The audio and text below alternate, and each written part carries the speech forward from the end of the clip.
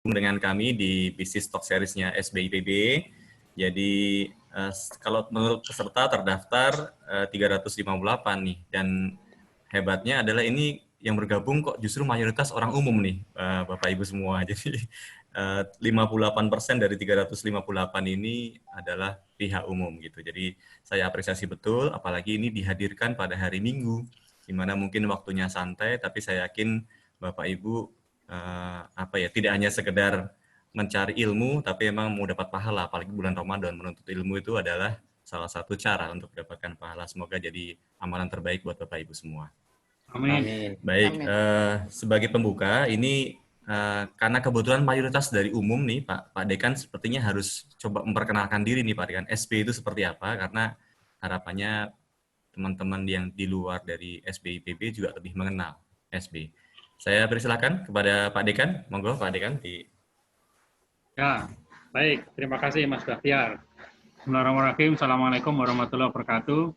Waalaikumsalam warahmatullahi wabarakatuh. Pertama, puji syukur kita panjatkan kepada Allah SWT, Tuhan Yang Maha Kuasa, kita bisa ketemu bersama pada hari ini dalam suasana yang sehat, gembira, bahagia, mudah-mudahan kita semua senantiasa sehat. Dan kita semua berdoa, mudah-mudahan COVID segera berlalu, ya, sehingga kehidupan kembali normal. Meskipun demikian, kalaupun nanti kehidupan normal, saya kira bisnis talk bisa kita lakukan dengan cara begini karena menjangkau orang yang lebih banyak.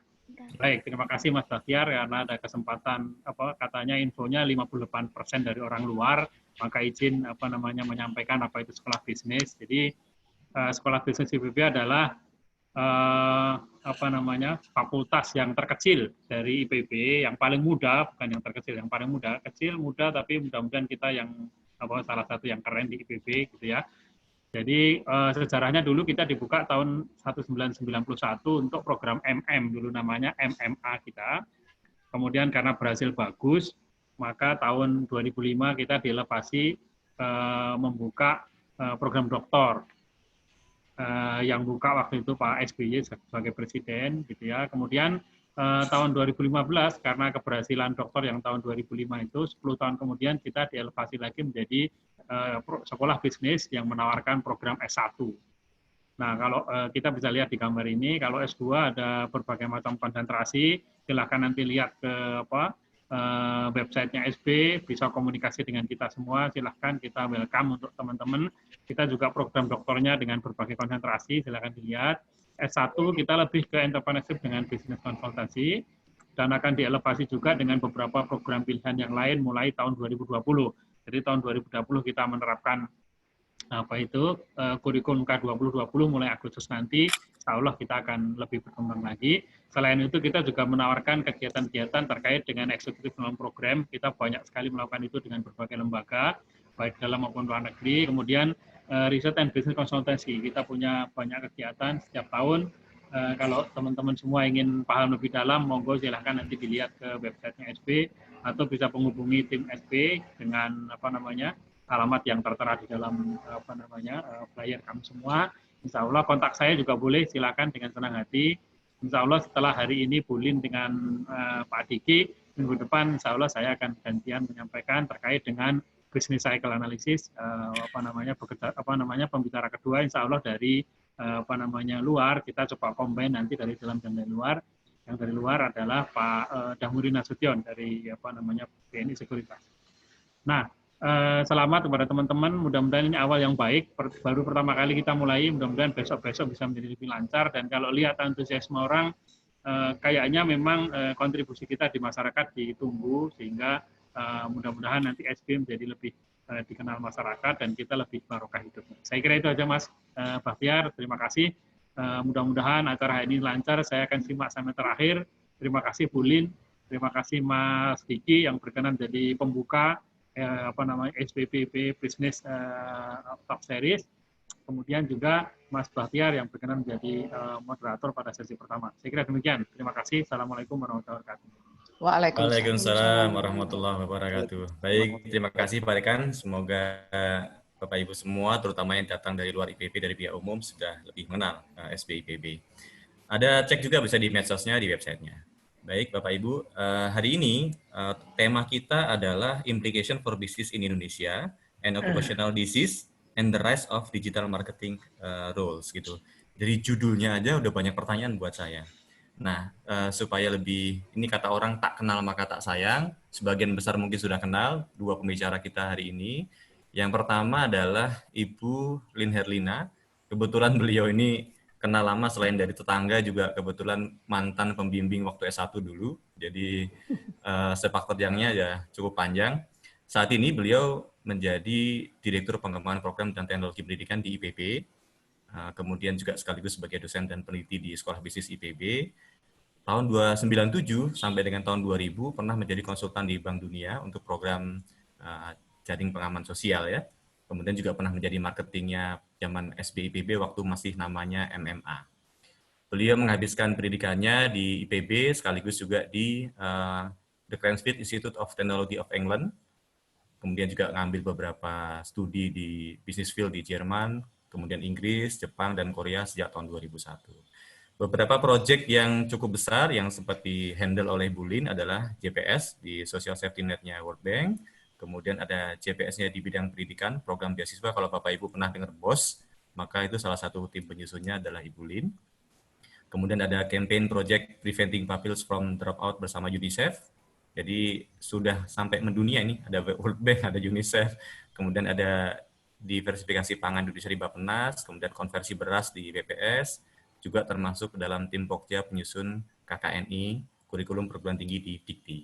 Jadi sekilas itu pembicara pertama.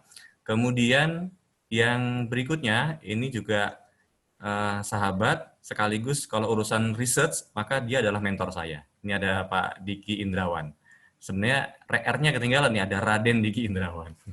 Beliau ini span S1-nya di IPB, demikian juga S2, tapi S3-nya dari Wageningen University di Belanda.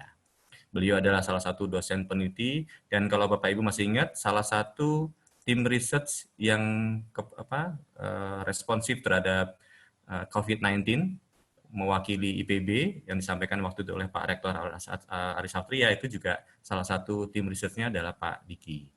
Ya, kemudian ada beberapa proyek yang sempat beliau handle, ada Smart in Agriculture Wageningen University dan IPB, ada SPIN atau Dikti Project on Transmission of HPAI Virus Indonesia. Jadi ngomongin virus nih kayaknya jauh sebelum COVID udah ngomongin virus nih Pak Diki. Kemudian ada Dutch Education Program on Food Security, kemudian tenaga ahli di perencanaan strategi kementerian, dulu namanya ini ya Pak, ketenagakerjaan ya, nah, nama barunya sekarang ya, dulu sih Kemen apa itu ya dulu ya, yang di bagian ini. Oke, baik, itu dua pembicara kita kali ini, dan insya Allah kita bisa dapat ilmu yang banyak, karena dari judul saya sudah banyak pertanyaan ini, Ibu. Jadi ada occupational disease, which is saya justru baru dengar setelah ada program ini gitu. Tapi nanti kita akan explore lagi ya. Baik, untuk rundown dan tata cara, nanti peserta akan dinonaktifkan, di-mute-kan speakernya ketika narasumber berbicara, atau kalau nanti misalnya ada yang kelupa, mungkin mohon bantuan hostnya ya, untuk bisa menonaktifkan. Dan untuk question and answer, peserta bisa menuliskan di kolom chat, nanti saya akan coba untuk tanyakan sampai dengan batas waktunya yang dimungkinkan kepada para pembicara, atau bisa juga dengan menaikkan tangan di video, nanti selalu terlihat. Jadi nanti akan saya tunjuk dari video ini siapa yang raise hand, nanti silakan bertanya secara langsung. Jadi ada dua mekanisme. Baik, kita bisa mulai. Sebelumnya saya buka dengan satu cerita, Bapak Ibu. Ada dua cerita utama yang saya dapat pada waktu ketemu sama teman kebetulan beliau adalah salah satu direktur supply chain di Singapura, Unilever Singapura, cerita bahwa tahun 2018 itu dia ketemu fenomena bahwa di Singapura rumah-rumah itu sudah didesain tidak berdapur. Jadi akhirnya ternyata mereka cenderung untuk tidak mau masak lagi, dan akhirnya mempengaruhi penjualan sasetan produk-produk bumbunya di Singapura. Artinya itu secara fenomena itu sudah mulai ada perubahan, ada customer behavior yang terjadi di Unilever sejak tahun 2018. Bahkan yang tadi saya sebutkan, perumahan-perumahan pun didesain sudah tanpa dapur. Nah, perubahan-perubahan ini berlangsungnya sih tidak terlalu cepat, tapi begitu COVID jebret, itu kalau istilah saya ambil dari Bu Lin itu adalah apa Bu, Cekbek itu apa ya, Bang? Waktu kemarin saya bicara sama Ibu tuh harus restart ulang tapi terpaksa gitu. Dan itu kan perlu waktu gitu.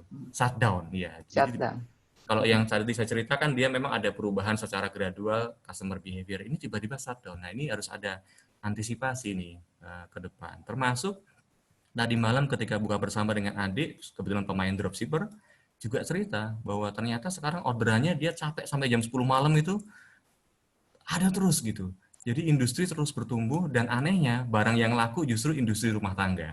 Jadi alat rumah tangga yang laku. Dia nggak expect bahwa ternyata barang-barang yang laku tuh sekarang alat rumah tangga. Apakah karena work from home, akhirnya jadi masaknya juga from home. Jadi akhirnya barang-barangnya ada perubahan-perubahan itu. Nah itu dua fenomena yang saya dapatkan selama 2 tahun terakhir, ada perubahan-perubahan itu.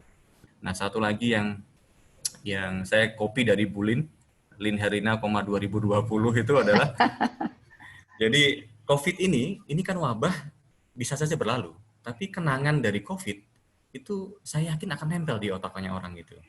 Nah, kenangan itulah yang akan menjadi menjadi perubahan perilaku yang harus ditangkap oleh orang-orang di masa depan, termasuk di industri.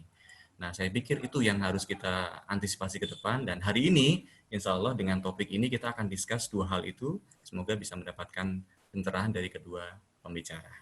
Baik, untuk yang pertama saya berikan kesempatan kepada Ibu Lin untuk menyampaikan bahannya. Kita simak bersama-sama. Saya batasi waktu 20 menit, is okay ya Bu Lin, nanti kita kan mungkin lebih banyak untuk diskusi dengan teman-teman. Baik, silakan kepada Ibu Lin Herina. Terima kasih, Bu. Baik.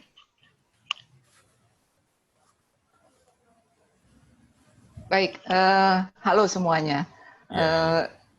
Assalamualaikum warahmatullahi wabarakatuh. Waalaikumsalam. Salam sejahtera dan sehat bagi kita semuanya.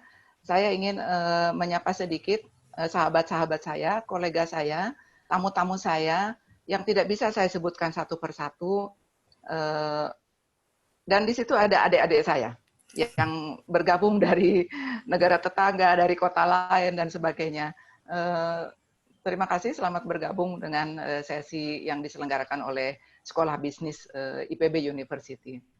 Untuk memulainya, saya ingin mensitir sedikit dari tulisan Rektor IPB University, Prof. Arief, baru tadi pagi, bahwa pandemi COVID-19 ini telah membuat beberapa negara itu kalang kabut menghadapinya.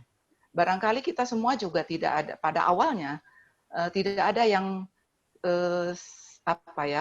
memprediksi bahwa akan kejadiannya seperti yang sekarang kita hadapi. Karena apa? Beberapa sejarah, beberapa catatan kita sudah berhadapan dengan virus beberapa kali. Pandemi virus itu beberapa kali. Namun COVID-19 ini ternyata berbeda. Ini virus yang sangat lihai. Saya sebut lihai karena dari sekolah bisnis. Kalau sekolah bisnis termnya seperti itu. Lihai dalam konteks apa? COVID-19 ini virus yang sangat lihai bermutasi.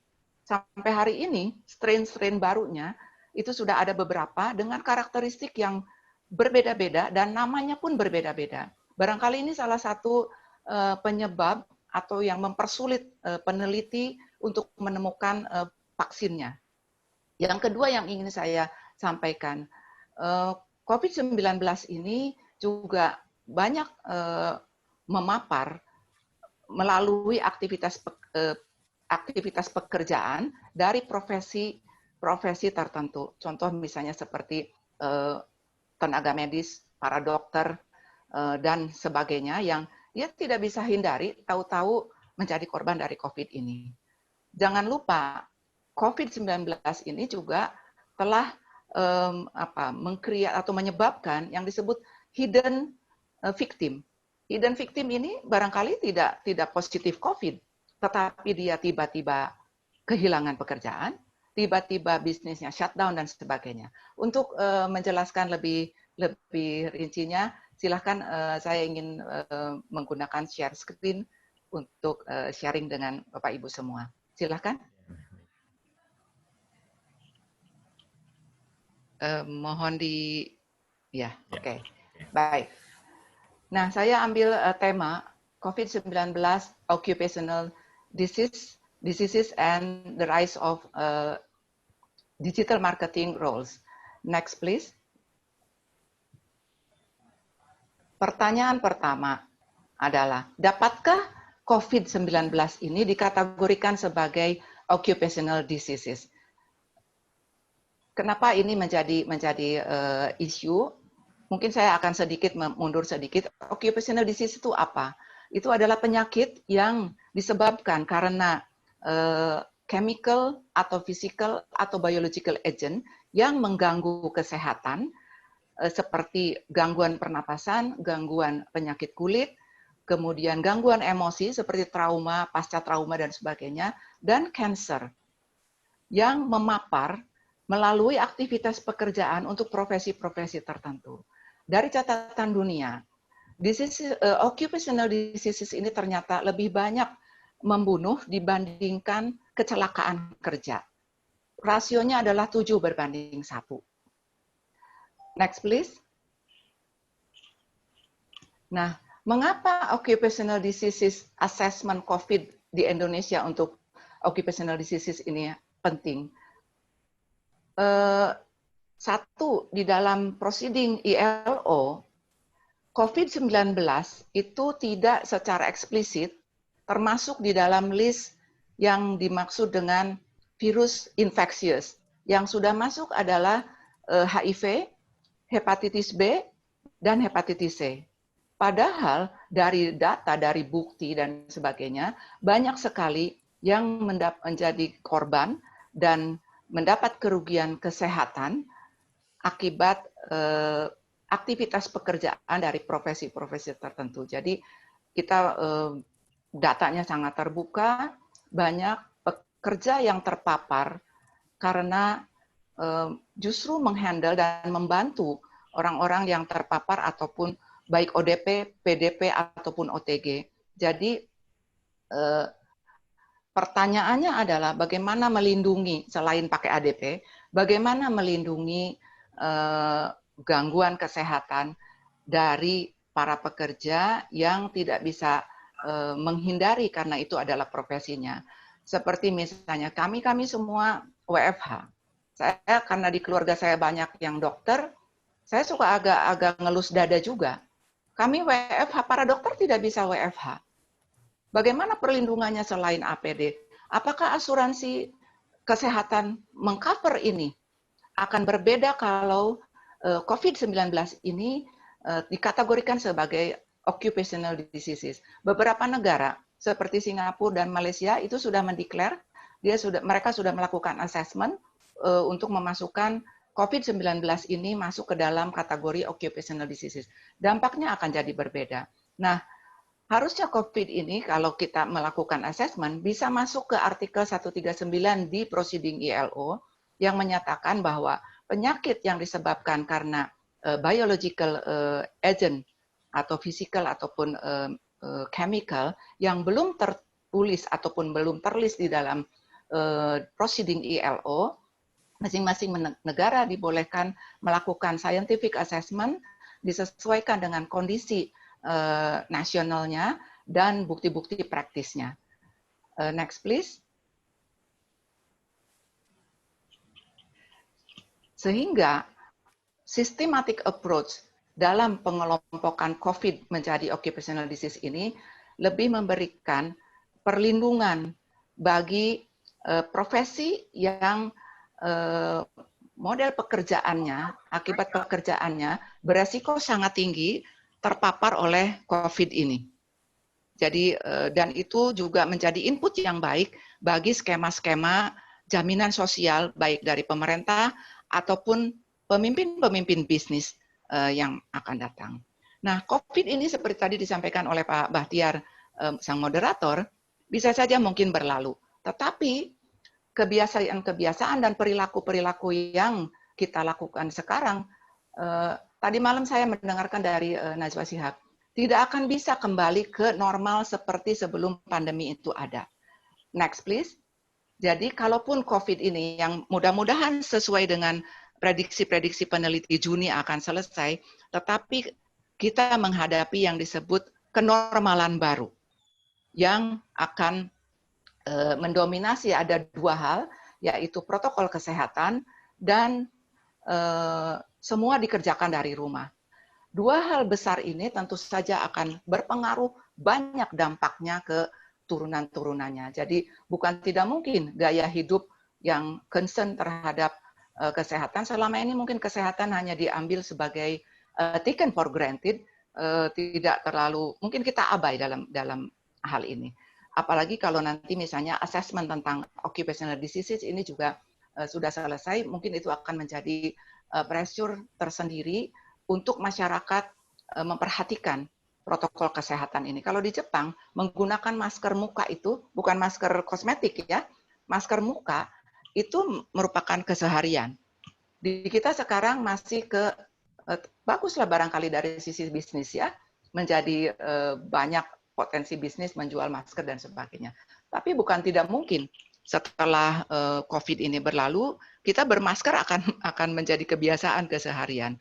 Kemudian dengan WFH, LFH, learning from home, dan shop from home, itu kita mengandalkan semua produktivitas, efektivitas kerja kita, mengandalkan dari kapitalisasi internet atau IoT.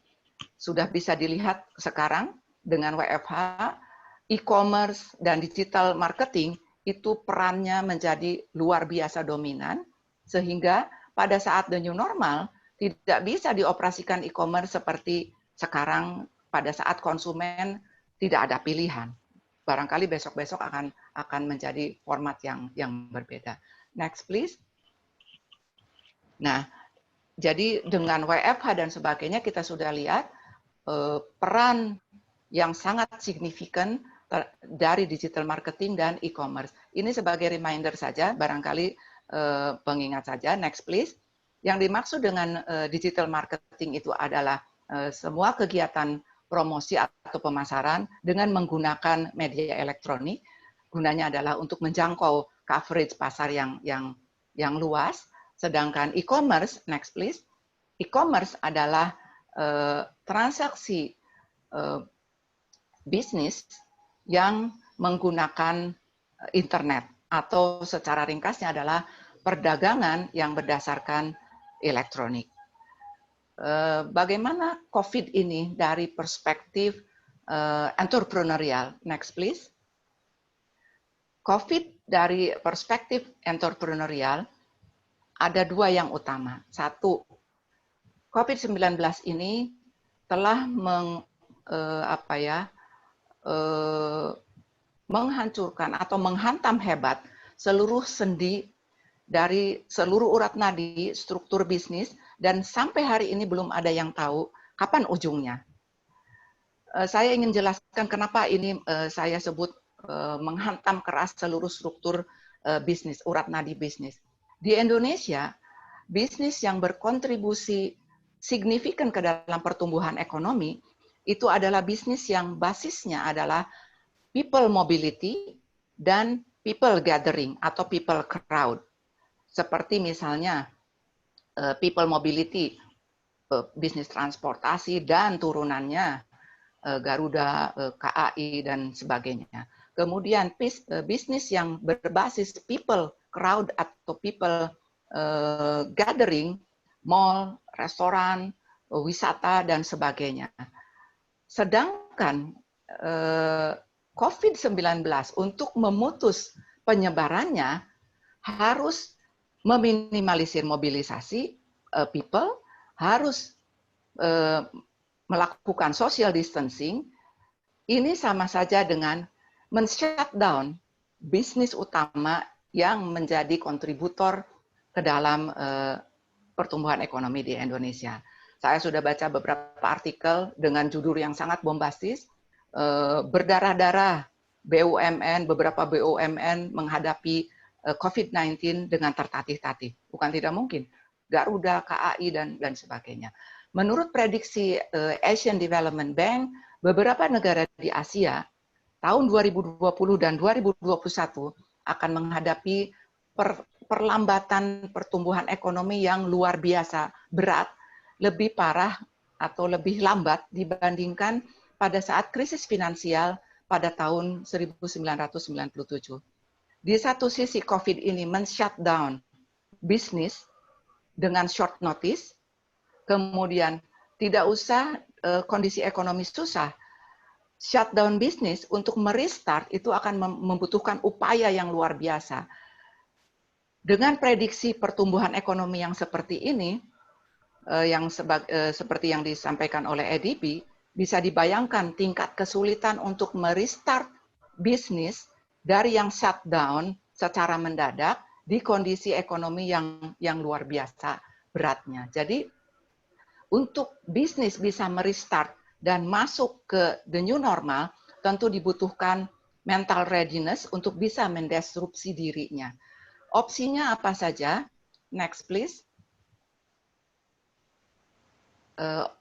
Tagline besarnya untuk bisa bisnis itu merestart dan masuk ke new normal atau kenormalan baru, karena sekarang ini hampir semua negara sedang melakukan mencari kesetimbangan baru.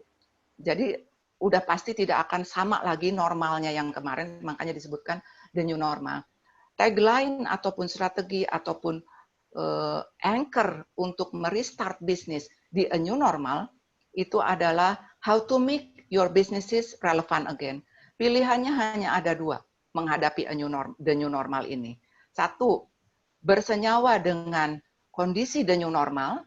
Untuk mampu bersenyawa dengan kondisi the new normal, itu dibutuhkan selain mental readiness, dibutuhkan kebaruan dan keberanian berpikir beyond. Tidak bisa merestart bisnis dengan konsep bau, business as usual. Mungkin itu tidak akan sulit sekali. Atau pilihan keduanya, membiarkan atau merelakan punah karena habitatnya mungkin sudah tidak tersedia, karena kita tidak mampu lagi mendisrupsi diri. Mungkin itu yang ingin saya sampaikan secara garis besarnya. Sebelum saya tutup, barangkali silahkan share screen-nya ditutup dulu. Baik, sebagai penutup dari paparan saya, jadi ada dua hal yang harus secara paralel sebelum vaksin itu ditemukan, yaitu satu, memberikan perlindungan ke profesi-profesi yang pekerjaannya itu sangat beresiko tinggi terpapar COVID ini, yaitu asesmen secara sistematik untuk memasukkan COVID-19 ini menjadi kelompok yang disebut occupational diseases. Yang kedua, mempersiapkan digital marketing dan e-commerce yang tentu saja dengan bersenyawa dengan kebutuhan-kebutuhan the new normal. Jadi seperti sekarang, kita semua shop from home, menggunakan e-commerce dan sebagainya. Hampir semua petani telur tadi pagi juga, tolong dipesankan ini dan sebagainya. Tetapi tidak bisa bayar pakai entah itu elektronik atau GoPay atau apa, atau tidak bisa bayar dengan rekening, harus bayar dengan cash saja. Karena, nah, untuk mempersiapkan ini pasti ada diperlukan upaya-upaya. Tidak bisa lagi seperti sekarang misalnya order sayur hanya baru bisa 3 hari kemudian dan pada saat datang sayurnya tidak sama karena tidak ada. Ini yang harus disiapkan. Nanti kolega saya akan memberikan perspektif lain dengan evidence scientific. Kurang lebihnya itu yang ingin saya sampaikan. Saya mohon maaf kalau ada hal-hal yang kurang tepat. Sebelum saya serahkan ke moderator, saya tutup dengan Waalaikumsalam warahmatullahi wabarakatuh. Assalamualaikum. Waalaikumsalam warahmatullahi wabarakatuh. Terima kasih ini Bu Lin. Saya udah pertama kali dengar occupational diseases. Nambah lagi ada people mobility and crowd. Nambah lagi ada shutdown sama short notice. Jadi memang banyak sekali istilah-istilah yang memang kebetulan the new normal kan kita udah berapa kali ya itu segitu kita udah berapa kali dengar. Tapi emang luar biasa dampaknya. Baik, saya lihat sebenarnya udah ada beberapa pertanyaan, tapi saya akan tahan dulu sebentar. Saya akan lari ke Pak Diki dulu untuk menyampaikan materinya. Nah, nanti setelah Pak Diki menyampaikan materinya, saya sudah catat beberapa pertanyaan. Kita akan diskusi bersama view-nya dari Bu Lin sama Pak Diki. Baik, untuk kesempatan selanjutnya saya persilakan Pak Diki. Baik, terima kasih Mas Bahtiar, rekan yang paling ganteng di SB nih. Betul ya, Bulin ya? Jangan minder begitu dong. Kalau saya kata Mas Bahtiar selalu memberikan pencerahan karena mantul dari saya. Betul.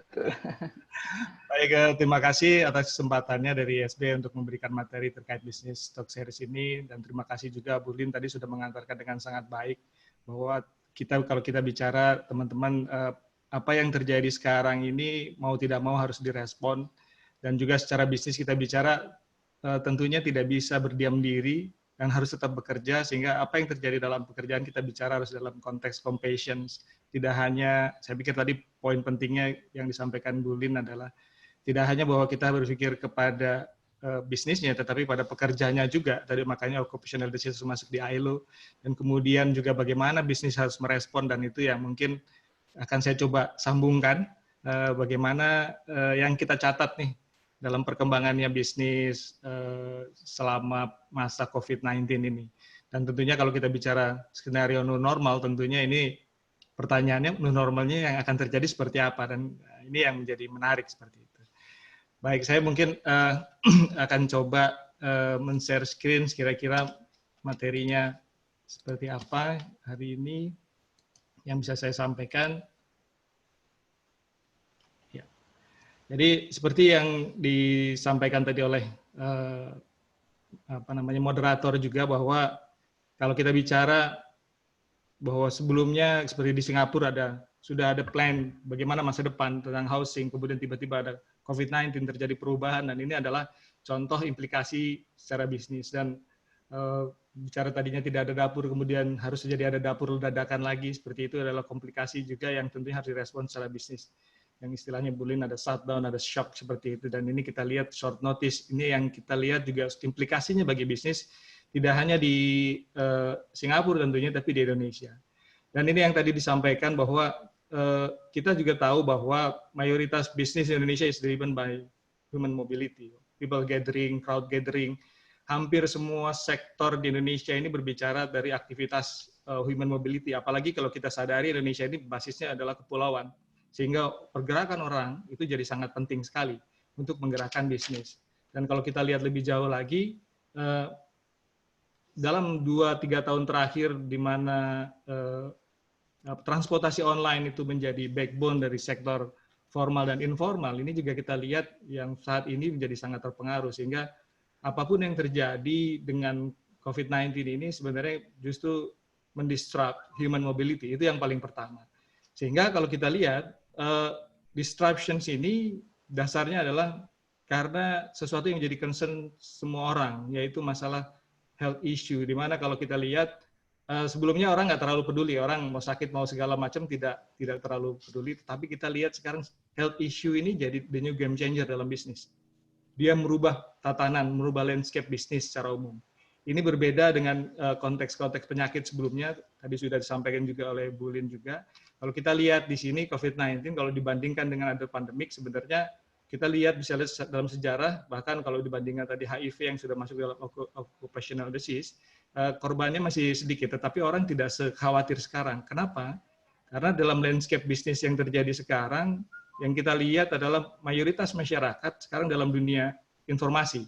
Sehingga informasi cepat beredar, ketakutan cepat beredar, sehingga apa yang terjadi di sini, ini membuat konteks uncertainty-nya menjadi tinggi. Kenapa? Karena orang meminta untuk apa solusinya. Sementara kita tahu virus itu solusi paling utamanya vaksin. Selama vaksin belum ada, maka yang orang usahakan adalah men-stop penyebarannya, transmisi. Dan transmisi dari manusia ke manusia lah yang jadi dasarnya. Sehingga kalau kita lihat, maka itulah dilakukan intervensi yang kalau di Indonesia akhirnya jadi ada disebut PSBB, social distancing, kemudian yang lebih ketat lagi sampai lockdown seperti itu. Dan kalau kita lihat dampaknya sendiri dari penyakit-penyakit ini, kita bisa bandingkan dalam waktu kurang lebih 15 tahun terakhir, uncertainty terhadap bisnisnya kurang lebih COVID-19 inilah yang paling tinggi seperti itu. Kalau kita dibandingkan dengan virus corona lain yang sudah duluan seperti SARS yang terjadi tahun 2002 sama-sama virus corona, tetapi pada waktu itu tidak sampai pembatasannya sampai seperti ini. Kenapa? Karena pada waktu itu juga walaupun ada terjadi SARS, semua orang tidak terlalu panik karena media informasi belum banyak bermain seperti itu. Mungkin korban juga belum tentu sebanyak itu dilaporkan. Atau bahkan MERS yang terjadi corona juga yang terjadi di Timur Tengah, itu bahkan orang tetap melakukan ibadah pergi ke Timur Tengah seperti itu.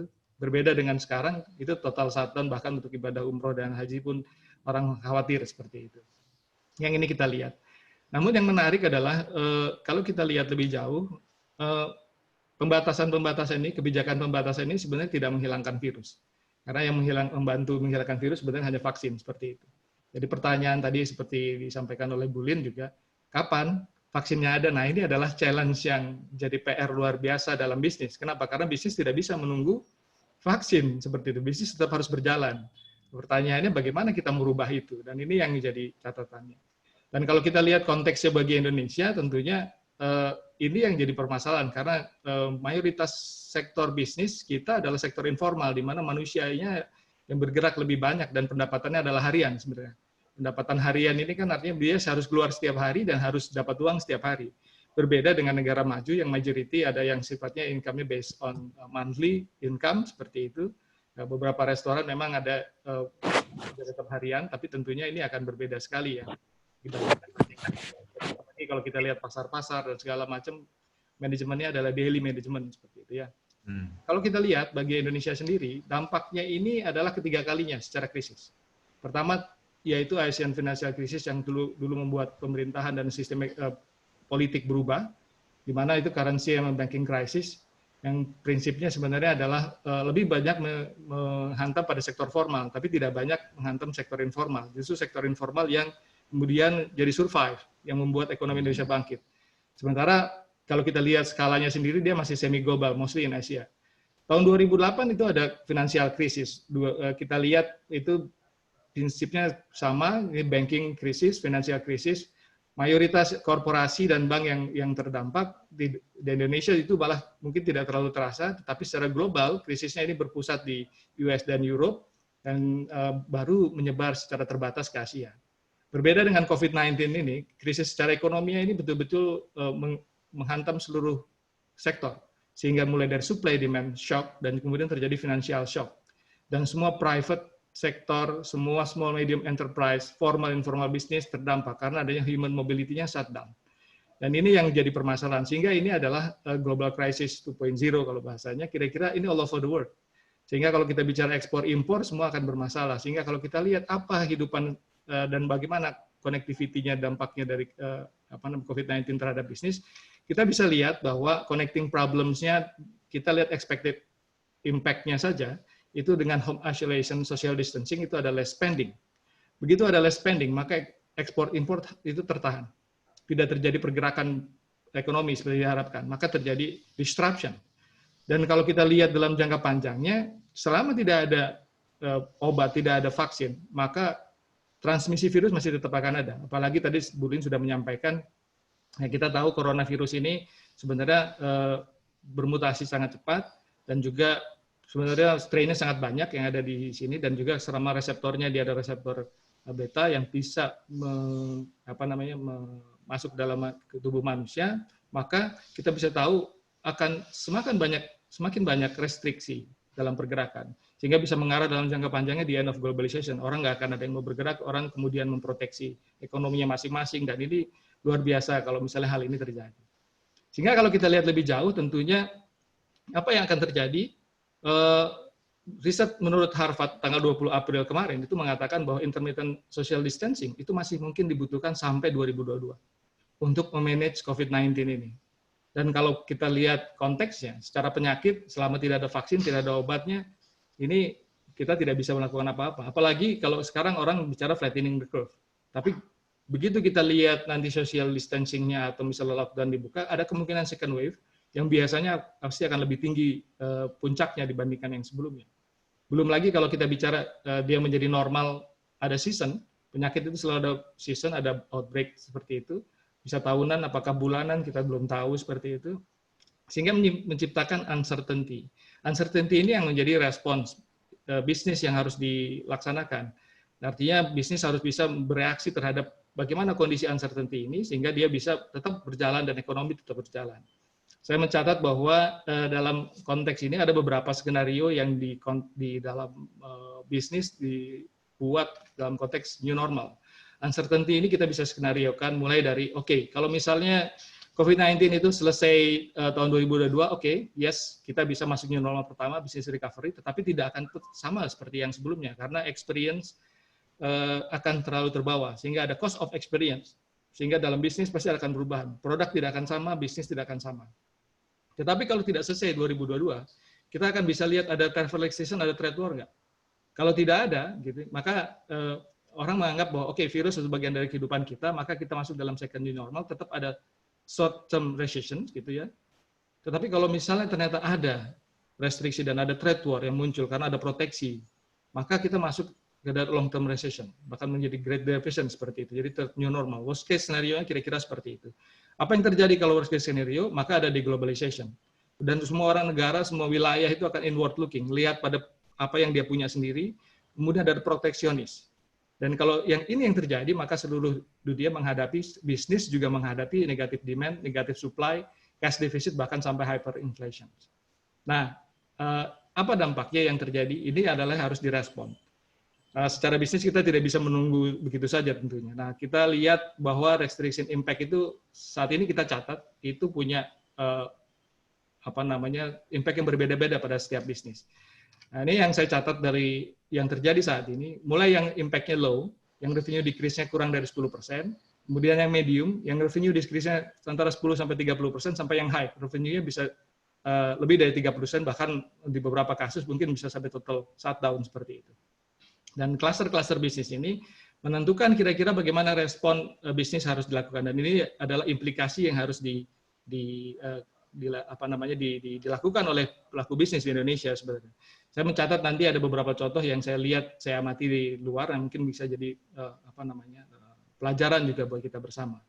Nah, kalau kita lihat dari sini, mulai dari industri yang terdampak paling sederhana, essential good cluster misalnya untuk food and distribution-nya gitu ya. Kita bisa lihat mungkin ini penurunannya hanya karena memang manusia tidak bisa bergerak saja. Tetapi ada yang memang tidak bisa bergerak sama sekali, yang seperti high revenue decrease-nya.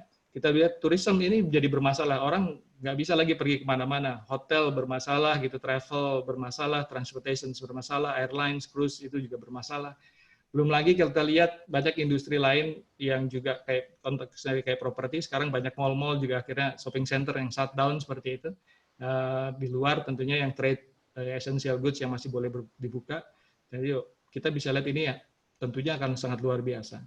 Dan bagaimana impact-nya? Tentunya kalau kita bicara impact dalam bisnis sektor, ini yang harus direspon adalah pertama cash flow, finance management. Karena kalau kita bicara yang low, medium, sama high, tentunya yang high ini yang punya problem luar biasa dari cash flow. Total revenue-nya mungkin yang sangat besar hilang. Sehingga cash flow itu akan mempengaruhi dalam konteks bagaimana perusahaan mengelola, baik dari input, operations-nya, production-nya, sampai ke output-nya. Jadi mengelola supply dan demand-nya pasti akan berbeda. Total perspektifnya juga jadi berbeda. Sehingga apa yang harus dilakukan, maka saya mencatat apa yang dilakukan yang terjadi di beberapa perusahaan saat ini didasarkan bagaimana pengelolaan cash flow-nya dulu. Karena mereka harus survive, business needs to survive. Kalau tidak, ekonomi tidak bisa survive juga. Nah, ini yang kita lihat. Pertama, finance management. Kalau kita lihat dalam konteks yang low, ya, revenue decrease, dia bicaranya remedy. Jadi bagaimana, mengembalikan income saja. Yang turunnya kurang dari 10% kan hanya melakukan remedy saja.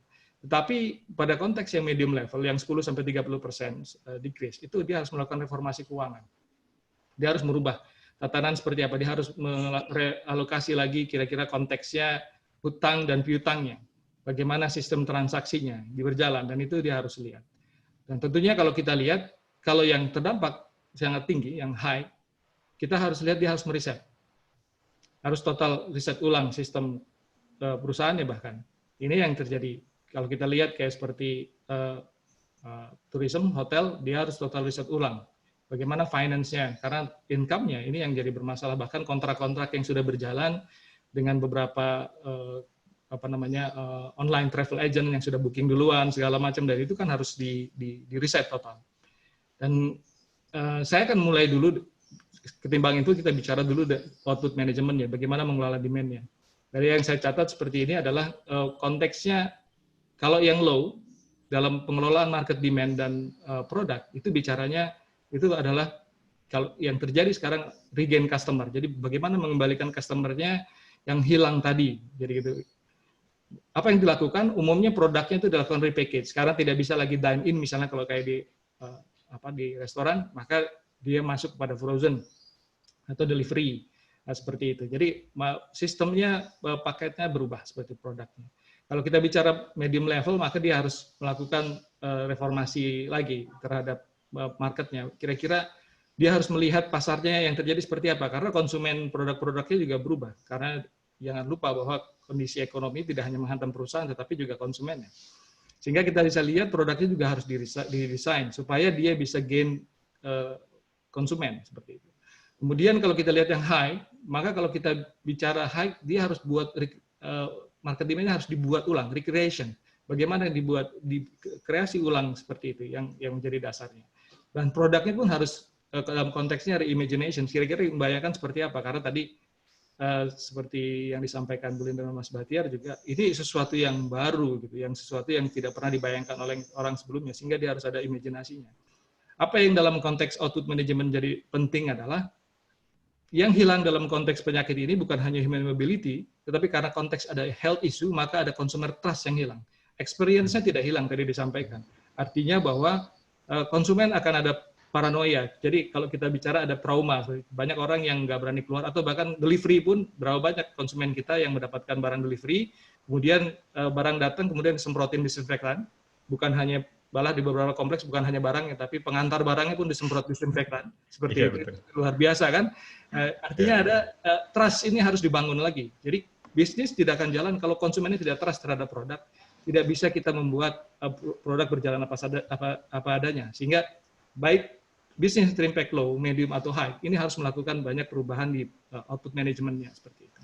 Saya kasih contoh beberapa yang menarik adalah ini contoh yang saya lihat dari created di London. Dia membuat ini kan salah satu yang terdampak adalah industri properti ya. Nah, dia melihat material buka pintu aja pegangannya harus berubah nih. Jadi hands-free doors openers, sampai ada hands-free doors openers, ini menjadi menarik karena apa? Ini yang dia lihat. Market demand-nya dari recreations, produknya reimagination.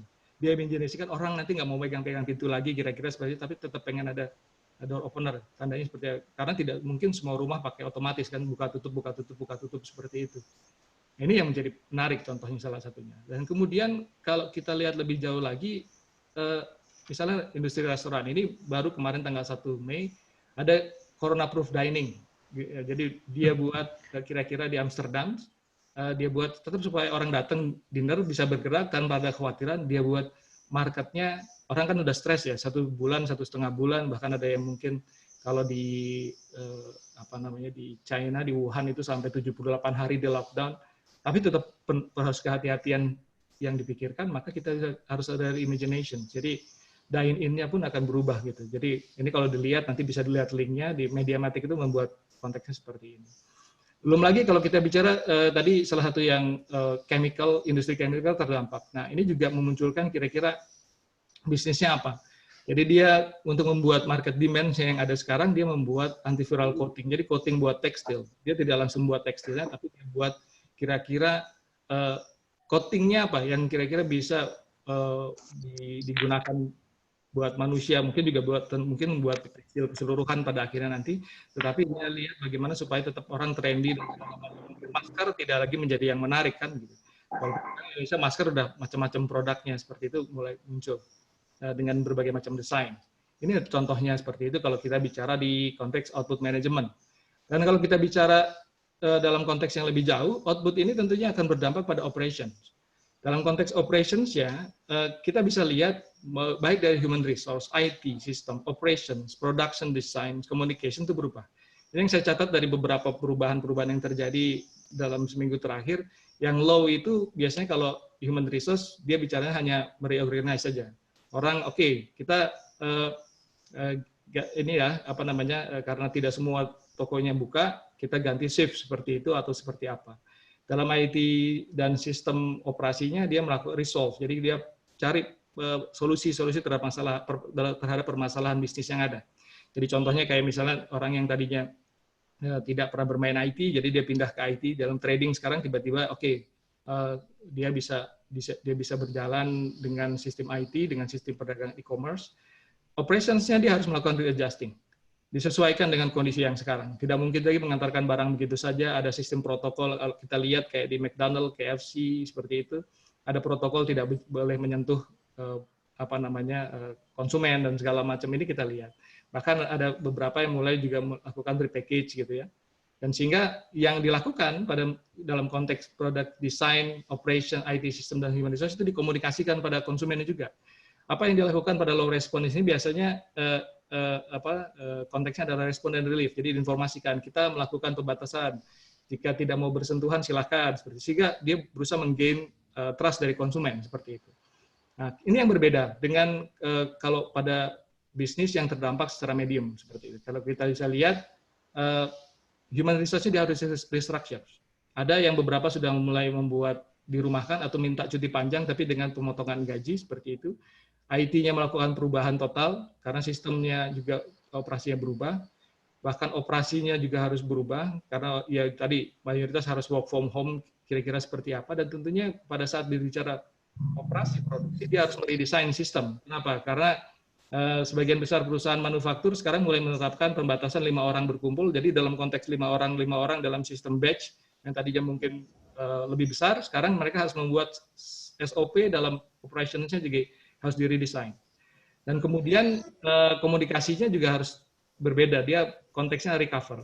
Apa recover? Tentunya dia harus memperbaiki bagaimana sistem itu bisa dipahami, membangkitkan awareness tidak hanya buat konsumennya, tetapi juga buat pekerjanya. Kenapa? Karena merubah sistem beban kerja menjadi lebih berat. Tadinya bekerjanya sistemnya yang tiba-tiba dari berlima atau berempat seperti itu, tiba-tiba dari kantor tiba-tiba harus di rumah seperti itu. Dan ini harus dilakukan komunikasi yang baik seperti itu. Dan tentunya kalau kita lihat yang terdampak sangat tinggi, yang high, human resource ini mau tidak mau karena bicaranya tadi cash flow, banyak yang sudah melakukan layoff. Ini kita catat. Dia melakukan remove. Mau tidak mau, karena dia tidak bisa mempertahankan. Bahkan kalau umumnya banyak berusaha menghindari, tetapi kalau kita lihat dampaknya dalam jangka panjang tidak terhindari, bisnisnya sendiri bisa berubah total. Sehingga dia harus melakukan riset terhadap sistemnya. Kenapa? Karena karyawannya berkurang banyak dan dia harus melakukan reorganisasi lagi bagaimana ke depan. Bahkan operasinya sendiri dia tidak tahu bagaimana ke depan kalau dia tidak membuat skenarionya. Sehingga dia harus betul-betul meriset dari awal, sehingga dia harus membuat produk desainnya reimaginations lagi. Dia harus berpikir bagaimana dia bisa mendeliver operasinya seperti itu. Nah, sehingga dalam komunikasinya ini, operasinya dia harus merehabilitate. Dia harus merehabilitasi, karena orang yang di-remove nggak akan mudah di komunikasinya. Orang yang masih tinggal dalam perusahaan juga tidak akan mudah, karena mereka pasti ada fear akan di-remove juga, karena tidak tahu kira-kira seperti apa. Nah, ini penting juga. Belum lagi konsumen. Konsumen kalau perusahaannya shutdown, udah order, tiba-tiba tidak ada barang datang, segala macam, kira-kira seperti apa. Maka dia perlu dikomunikasikan bagaimana merehabilitasi koneksinya. Karena ujung-ujungnya tetap kita harus gain consumer trust, seperti itu. Nah, ini ada contohnya yang saya lihat untuk komunikasi. Contohnya seperti itu, rehabilitate. Pertama adalah karena terjadi restriction, maka pertanyaannya kalau penerbangan dapat cash refund nggak seperti itu, sehingga dia komunikasinya harus bisa merehabilitasi. Bahkan adjusting travel itu jadi penting. Ini contohnya untuk penerbangan, industri penerbangan. Kalau kita bisa lihat lebih jauh lagi, tentunya industri penerbangan karena dia masuk dalam yang medium, yang high impact, maka kita bisa lihat operation itu berubah. Karena dia tidak bisa menunggu kan, dan tidak bisa merubah total keseluruhan, maka dia harus melakukan riset dan reimagination. Ini contohnya change of usage. Di KLM kebetulan dia berubah, dia tetap melakukan penerbangan, tapi tanpa merubah banyak, penerbangannya tempat duduknya jadi barang buat kargo, kira-kira seperti itu. Dia tetap harus berjalan. Padahal dia sudah melakukan perubahan, banyak yang di-remove juga, dirumahkan, sudah diberhentikan juga karyawan. Karena kalau barangnya seperti ini kan nggak butuh pramugari tentunya. Ini contohnya. Bahkan kalau kita lihat lagi example lain, kalau dalam konteks hampir sama dengan airline, ini juga yang menarik adalah protection uniform. Karena safety-nya bukan hanya buat konsumen, tentunya buat yang sering terbang, karena mereka jadi terpapar lebih banyak. Jadi kalau supaya bisnis penerbangan tetap bisa jalan, seperti apa? Ini akhirnya diluncurkan kira-kira, harus ada seragam baru. Mirip dengan APD, pasti tidak akan nyaman tentunya bergerak dengan seperti ini, tetapi adalah konteksnya seperti itu. Sehingga kita bisa lihat protection uniformnya akan muncul. Kemudian berikutnya, bahkan dalam konteks airline seating, mau tidak mau kan dia tidak bisa berdiam diri nunggu sampai tidak ada restrictions. Maka kita bisa lihat ini salah satu perusahaan dia membuat desain baru, gitu. Seatingnya berbeda. Ya, ini kita bisa lihat cara duduknya berbeda, ada yang berhadapan-hadapan seperti itu, dan kita bisa lihat juga opsinya kalau diberikan sekat antara yang duduk menghadap ke arah yang sama. Tentunya ini masalah kenyamanan juga nanti pasti akan dipermasalahkan, tetapi biasanya masalah kesehatan, keamanan jadi lebih penting dibandingkan kenyamanan nantinya. Ini kita bisa lihat ini perubahan-perubahannya yang terjadi. Bagaimana dengan inputnya? Kita bisa lihat ini sama, mulai dari yang low impact gitu. Kita bisa lihat dia aplikasi harus negotiation. Kita harus negosiasi ulang karena income-nya ada bermasalah kan, cash flow bermasalah.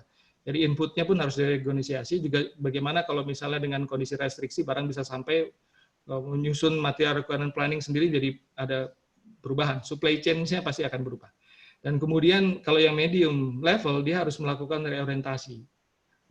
Kenapa? Karena mau tidak mau, dia harus melihat supply-nya dari mana. Dan kalau misalnya terjadi restriction, masalah kesehatan, segala macam, apalagi kalau kita bicara dari market demand-nya berubah, production-nya berubah, dia harus ada orientasi supply chain juga. Supply-nya, vendor-nya akan berubah.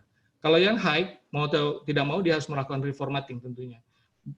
Total berubah. Dan di sini saya kasih contoh, di dunia saja, coronavirus itu mayoritas mempengaruhi global supply chain. Karena kalau di sini sampai dari negara, kita bisa lihat petanya yang kuning itu menggambarkan negara yang supply inputnya dari Cina, sampai 35% input produk, intermediate produknya dari Cina. Kita bisa lihat mayoritas banyak bangsa negara itu terpengaruh seperti itu. Dan kita bisa lihat Indonesia termasuk salah satunya. Sehingga masing-masing bisnis ini pasti akan terpengaruh. Jadi apa kesimpulannya dari yang terjadi dari bisnis saat ini? Kalau boleh saya simpulkan, pertama adalah uncertainty itu harus dikalahkan. Kita harus bermanuver pertama itu. Jadi kita bicara business foresight. Business foresight-nya apa? Tagline yang paling penting, every business is a health business. Jadi kita harus masuk ke dalam itu, karena tadi sudah disampaikan oleh Bu Lin juga bahwa experience-nya akan jadi sesuatu yang terkenang oleh konsumen. Bahkan produsen juga seperti, sehingga dia harus mulai merubah respon bisnisnya menjadi every business is a health business. Dan kemudian dia resolve current problem dan drive the future. Karena mau tidak mau kita harus outsmart problem ini. Karena masalah penyakit bukan, kita sudah lihat pandemik itu bukan satu-satunya terjadi saat ini, tapi dari dulu sampai sekarang ada. Bahkan mungkin dengan konteks landscape IT sekarang semua menjadi lebih banyak karena semua orang lebih takut. Kemudian tentunya business adjustment itu harus dilakukan. Jadi the needs of people, karyawan kita, konsumen dan supplier kita harus adjust. Pada saat yang bersamaan kita harus maintain kondisi finansial dan operasional yang berubah ini. Ya, semua melakukan perubahan luar biasa. Jadi tidak bisa lagi diam-diam saja. Dan yang menjadi yang lebih penting siapa yang berperan, tentunya responsible leadership. Karena dia harus leading by compassion. Dia harus bisa memahami apa yang terjadi di karyawannya, pelanggannya dan suppliernya juga. Dan juga dia harus menunjukkan caring-nya bukan hanya pada tenaga kerjanya, tapi komunitas. Sehingga orang, kalau kita bicara dalam konteks bisnis ini, gain consumer trust itu menjadi penting. Sehingga konteks caring ini menjadi lebih penting dibandingkan sebelumnya. Ini yang menjadi utama. Kira-kira seperti itu. Nah, kalau kita bicara lebih jauh, tentunya apa yang terjadi dalam bisnis ini, mau tidak mau menjadi sangat penting diperhatikan bahwa bisnis tidak bisa lagi menunggu kapan virusnya selesai, kapan pemerintah menghentikan PSBB selesai, kapan lockdown selesai, tetapi bisnis harus outsmart kondisinya. Dan tentunya seperti yang tadi disampaikan Bu Lin juga, sekarang konteksnya adalah digital era. Mau tidak mau semua kita mindset pertama platformnya ada di sana. Maka kita ada di sini juga kan, kita melakukan webinar yang dilakukan pada hari Minggu bahkan. Sehingga konteks landscape bisnis itu juga tadi occupational disease menariknya adalah orang bicara 9 to 5, sekarang mungkin waktu juga tidak lagi menjadi pembatas waktu bekerja. Nanti saya yakin Bu Lin bisa mengelaborasi lagi seperti itu. Bahkan mungkin nanti pendidikan tidak lagi mengenal jam belajar seperti itu. Dan ini yang jadi challenge yang harus diperhatikan. Mungkin ini yang bisa saya sampaikan. Mudah-mudahan ini bisa jadi bahan diskusi yang menarik. Ini yang tadi kita catat dari sekolah bisnis, dan tentunya perubahan-perubahan itu bisa kita implementasikan dalam bisnis di Indonesia. Terima kasih. Mungkin saya kembalikan ke Mas Edgar. Baik, terima kasih nih Pak Diki. Saya menangkap dari semua yang disampaikan Pak Diki itu yang paling saya ingat banget itu ternyata new normal aja ada step-nya lagi tuh, ada 3 macam step-nya. Jadi ternyata ada kemungkinan-kemungkinan di mana second wave bisa datang, itu akan menimbulkan new normal baru gitu. Jadi luar biasa, saya baru dapat insight lagi mengenai kondisi new normal. Kemudian yang kedua, saya nangkap ini apa yang kita omongkan semua, kayaknya ini memang impact-nya sebenarnya adalah ke istilah Pas Diki tadi lah, cost of experience ya. Itu jadi merubah semua output manajemennya, input manajemennya itu semua berubah gitu. Jadi emang keyword-nya ada di cost of experience, itu biaya yang muncul karena akibat pengalaman keberadaan wabah ini gitu. Baik, itu yang saya bisa tangkap. Nah, ini kebetulan sudah ada beberapa pertanyaan yang sebagian mungkin sudah terjawab, tapi saya akan sampaikan satu-satu. Dari pertama nih Pak James Heliward itu, kalau dari namanya nama bule nih, apakah dari Singapura atau dari mana? Should I speak in English or should I speak bahasa ini? Tapi kalau beliau nanya bahasa Indonesia nih kayaknya, Pak, COVID-19 ini kan baru. Jadi bagaimana kalau pihak asuransi menjadikan virus ini sebagai objek yang bisa diklaim gitu? Nah ini kayaknya emang masuknya ke kategori itu ya Bu, occupational diseases ya. Occupational disease. Nah, baik, mungkin bisa direspon dulu Bu Lin untuk yang ini. Baik, terima kasih pertanyaannya Pak Jimmy. James James, yes. Pak James ya. Terima kasih Pak. Saya James Bu Lina ya. sorry. Halo. Ternyata kawan saya itu ya. Aduh, saya pikir udah berdebar aja, barangkali James yang lain. Makanya saya keluarkan videonya ya. Oke, terima kasih pertanyaannya. Ya, justru itu saya kenapa raise occupational diseases ini. Karena kalau tidak segera strategic assessment untuk memasukkan ini ke dalam occupational assessment, mungkin pihak asuransi pun akan agak susah karena ini menjadi flu biasa, menjadi kategorinya. Karena kalau occupational diseases itu ada requirement untuk memberikan kompensasi dan sebagainya. Justru ini kenapa saya angkat ini. Kalau kesehatannya mungkin itu bidangnya kesehatan, tetapi karena kita ada di sekolah bisnis, dampak berikutnya itu skema-skema social security, peraturan-peraturan di pemerintah juga tentu saja akan jadi berbeda. Pengalaman pada waktu HIV masuk, hepatitis B masuk, itu berbeda pada saat sebelum masuk. Jadi ini memberikan perlindungan yang sebetulnya firm jika assessment tentang occupational disease ini segera dilakukan, sehingga bisnis asuransi, kemudian bisnis yang lain, skema-skema memberikan social assurance-nya, social security-nya bagi pekerja mungkin menjadi lebih terarah lagi. Kalau tidak, ini kan indikasinya COVID-19 ini seperti flu, batuk, begitu. Nanti jangan-jangan dianggap itu biasa saja, padahal data sudah sangat data sudah sangat membuktikan. Dokter-dokter yang katanya pasiennya tidak jujur, padahal dia karena sumpahnya dia harus menolong pasiennya sembuh, dokternya yang kan itu ya. Jadi itu kerugian-kerugian yang mungkin tidak gampang perusahaan asuransi yang seperti tadi Pak Diki harus reimagining segala macam. Kalau untuk soal disease dan virus, memang harus ada itu yang dimaksud dengan occupational diseases itu. Kalau itu tidak, itu dianggap flu biasa, akan susah. Padahal bahayanya kan luar biasa. Mungkin itu Pak James. Mudah-mudahan itu menjawab. Terima kasih. Jadi mekanismenya ini Bu ya, ada assessment, kemudian dipropos ke UN. Iya. Baik. Oke, ini selanjutnya ada dari Pak Andro Jadikusuma. Sebelumnya ada dari Pak Asep Rahmat ini. Ini sebagai institusi pendidikan, SB gimana nih menghadapinya? Karena dia bagaimanapun pasti ada pengaruhnya ke institusi pendidikan, terutama SB. Mungkin bisa dua-duanya nih, Mas Diki, Bu Lin. Silahkan, dampaknya ke isu pendidikan. Baik, terima kasih Pak Asep. Kalau kebetulan saya ada di Direktorat Pengembangan Program dan Teknologi Pendidikan. Mungkin sama dengan bisnis yang harus shutdown in short notice. Kami juga sama, pengaruhnya yang paling pertama karena seperti WFH dan sebagainya atau LFH itu kan di tengah masa UTS. Kebetulannya kalau di IPB kita sedang mempersiapkan K2020 yang sebagiannya itu dalam state of the art-nya memang sudah dirancang untuk apa istilahnya untuk Yutagogik dan untuk digital Yutagogik. Jadi sudah disiapkan, tetapi kan tidak dalam kondisi yang terpapar COVID begini untuk pembelajaran atau ujian itu dalam kondisi sehat, normal dan sebagainya. Jadi pada waktu itu kebijakannya menjadi opsional. Hanya dalam satu semester maksimal 7, jadi ada yang boleh 2 dan sebagainya. Dampak yang paling untuk SB, semua kan harus dilakukan pembelajaran menggunakan daring, termasuk ujian skripsi dan sebagainya.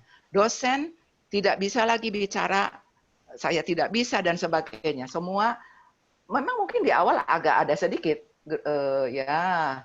gagapnya ya Bu ya. Gagap dan mungkin tidak normal. Contoh misalnya dalam waktu yang singkat UTS sedang berjalan, tapi kemudian kita harus bekerja dari rumah, soal yang sudah disiapkan untuk tatap muka dikonversi ke komputer. Pingsanlah mahasiswa kan. Sekarang bagian ngoreksinya dosen pun sama. Jadi dampak ke pembelajaran itu, kemudian dampak ke tentu saja ke administrasi dan sebagainya banyak. Tetapi kalau saya concern dari pembelajaran, so far kalau di SB dibandingkan di SB dan di IPB secara keseluruhan pembelajaran berjalan dengan lancar dan sangat baik. Mungkin nanti next question-nya apakah ketuntasan pencapaian learning outcome-nya ini yang masih harus ditunggu, Saya juga tidak menghilangkan ini apresiasi yang sangat tinggi untuk pimpinan di IPB University karena dengan segala upaya, kenapa saya bilang segala upaya? Karena kan di perguruan tinggi negeri itu sangat terikat dengan cara disburse keuangan, akun dan sebagainya. Dalam kondisi seperti ini, dengan kebijakan pimpinan yaitu Pak Rektor, IT infrastructure itu dipenuhi sebaik-baiknya agar supaya pembelajaran itu berjalan lancar. Tinggal dosen yang harus mengejar supaya literate dengan pembelajaran ini. Sehingga satu tahap nanti di ujung UAS di bulan Juni untuk mengecek ketuntasan ketercapaian LO. Mungkin ada sedikit barangkali karena kayak sekarang penelitian ada beberapa yang di analog menggunakan literatur review dan sebagainya. Jadi so far dari sisi pembelajaran terdampak itu way-nya dan effort serta sacrifice dari dosen dan semua pihak itu juga besar. Mahasiswa juga sama. IPB mengeluarkan kebijakan pemberian bantuan untuk kuota. Hampir 25.000 mahasiswa itu diberikan bantuan 150.000 per mahasiswa untuk supaya bisa mengikuti pembelajaran daring. Tidak merogoh koceknya sendiri seperti itu. Jadi memang ada masalah juga, ada yang misalnya sedang pulang kampung diperlihatkan di media sosial untuk ikut pelajaran harus naik ke pohon katanya. Ya seperti itu. Begitu Pak Asep. Kalau dari sisi pembelajaran untuk di IPB berjalan, terutama untuk di SB berjalan dengan sangat baik. Satu yang barangkali nanti di ujung yang kita harus cek ketuntasan ketercapaiannya. Mungkin itu. Tapi sacrifice-nya luar biasa. Dosen semua harus ngebut jadi literate. Jadi tidak bisa lagi excuse saya ini yesterday people nggak boleh expire. Yesterday people boleh tapi nggak boleh expire untuk menghadapi COVID ini. Jadi seperti itu Pak Asep ya, kurang lebihnya itu. Silakan. Saya untuk Mas Diki saya tambahkan pertanyaan, kebetulan saya juga ingat ini.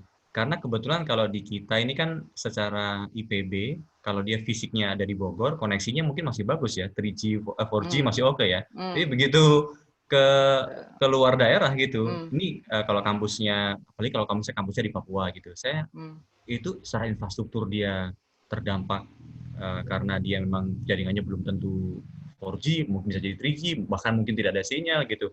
Nah itu pasti kan jadi ada gap ya, gap antara output mahasiswa di sini sama mahasiswa di luar gitu. Padahal kalau dia kondisi normal, outputnya mungkin bisa jadi nggak terlalu gap gitu. Apalagi di pendidikan yang tingkatnya SD, SMP, SMA, itu, terutama yang jadi inputan IPB nanti. Ya, pertanyaannya tambahan itu, Mas Diki sekali. Ya, kebetulan memang itu yang jadi perhatian sebenarnya. Saya nambahkan saja apa yang disampaikan Bu Lin tadi. Bu Lin sudah menyampaikan dari sisi bagaimana prosesnya yang bisa dilakukan. Dan memang kalau kita lihat khususnya buat SB itu kan challenge-nya SB itu sebenarnya besarnya di pasca ya Bu Lin ya. Yang dimana mahasiswanya punya freedom, nggak harus dia masuk sekolah saat ini. Bisa delay dan segala macam. Sehingga kalau kita lihat kita gain trust-nya ini yang jadi problem karena orang dia mau ke kampus atau dia harus mengambil sistem online, experience-nya beda. Dan kalau orang yang belum pernah sekali dia tidak bisa membayangkan kan bagaimana sekolah online. Sehingga ada permasalahan di market. Jadi kalau saya lihat di beberapa publikasi terkait the rise of stay-at-home economics, education ini termasuk yang masuknya full sebenarnya dia bilang gitu. Kenapa? Karena tadinya orang mau pergi traveling sekolah jauh-jauh cari sekolah yang bagus, misalnya seperti itu bereputasi, tetapi dengan ini ada perasaan ketidakamanan, ketidaknyamanan, sehingga mungkin, sudahlah, saya kalau mau sekolah sekarang, saya cari yang lebih dekat, lebih aman, dan juga lebih mudah.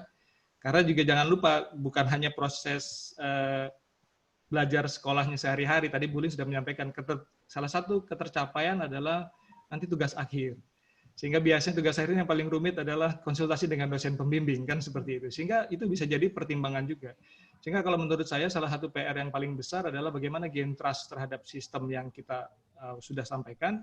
Tapi berikut juga kita melihat compassion-nya terhadap bahwa orang yang tadi jadi calon mahasiswa, terutama khususnya kalau di SB Pasca itu, dia juga ada kemungkinan yang tadinya punya income jadi tidak punya income. Sehingga gini betul-betul merestrukturisasi juga bagaimana pendekatan dan juga operasional sekolah. Kalau sekarang saya pikir IPB tadi Bu Lin sudah menyampaikan sudah cukup compassion ya, ngasih kuota dan bantuan seperti itu. Tapi hal ini mungkin kalau untuk yang pasca kan berbeda approach-nya. Nah, ini yang total luar biasa harus dipikirkan oleh pimpinan sekolah bisnis tentunya.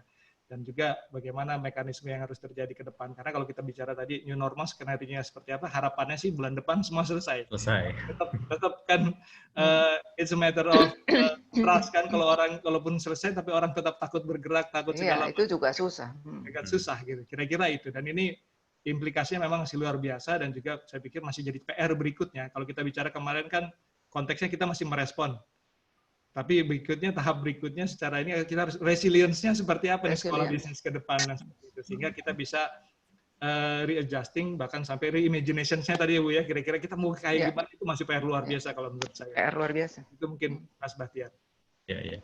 Saya ingat waktu itu ada share dari Pak Arif Imam Suroso soal reportingnya dari EY menyatakan bahwa tahun 2038 itu salah satu profesi yang paling terdampak itu justru adalah dosen lecturer. Ya, karena kelihatannya ini kayaknya terdampaknya nggak nunggu 2038, langsung dipercepat ini kelihatannya gitu. Jadi ini mungkin jadi salah satu yang harus di-consider gitu. Baik, ini ada pertanyaan berikutnya dari Siti Sarah. Dia menyatakan COVID-19 ini memberikan new normal, termasuk penggunaan e-commerce nih. Nah, bagaimanakah UMKM bisa menghadapi new normal ini? Karena saya lihat kalau di kita ini, saya kemarin ada salah satu YouTube yang bagus menyatakan bahwa kontribusi UMKM itu kan 64% dari PDB Indonesia. Nah ini paling terdampak gara-gara tadi bisnis yang sifatnya people mobility sama crowd itu tiba-tiba hilang gitu. Nah, itu dan sebagian besar itu di kita UMKM-nya kan 1.0 bukan 4.0 gitu. Nah, ini apakah ya pasti terdampak, tapi justru bagaimana sebenarnya mereka harus move itu ya yang harus ini. Monggo silakan Bu Lin sama Mas Diki. Oke. Kalau ditanya bagaimana move-nya, tadi yang saya bilang, kalau tiba-tiba di shutdown untuk restart, jangankan kondisi susah, untuk restart itu, apalagi bicara UMKM, mungkin sebagian collapse saja. Jadi, kalau untuk UMKM memang butuh help.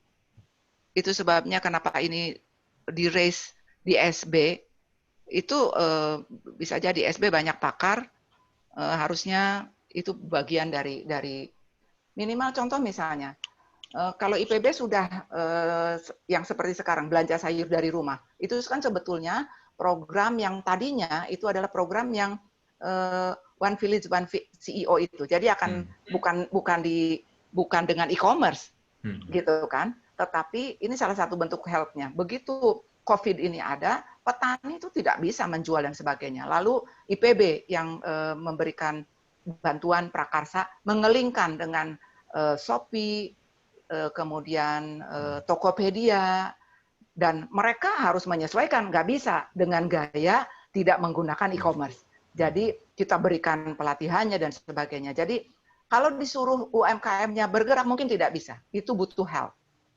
Nah disinilah sebenarnya itu yang disebut kenapa COVID ini, tadi Mas Diki juga sudah sampaikan, yang harus di-break itu, yang yang dihindari itu kan adalah people mobility. Tetapi pada saat nanti membantunya, bayangkan justru harus banyak tangan itu membantunya.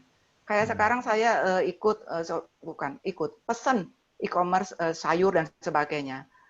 Sebagian memang agak berat. Transaksi juga nggak bisa, tetap harus pakai yang cash.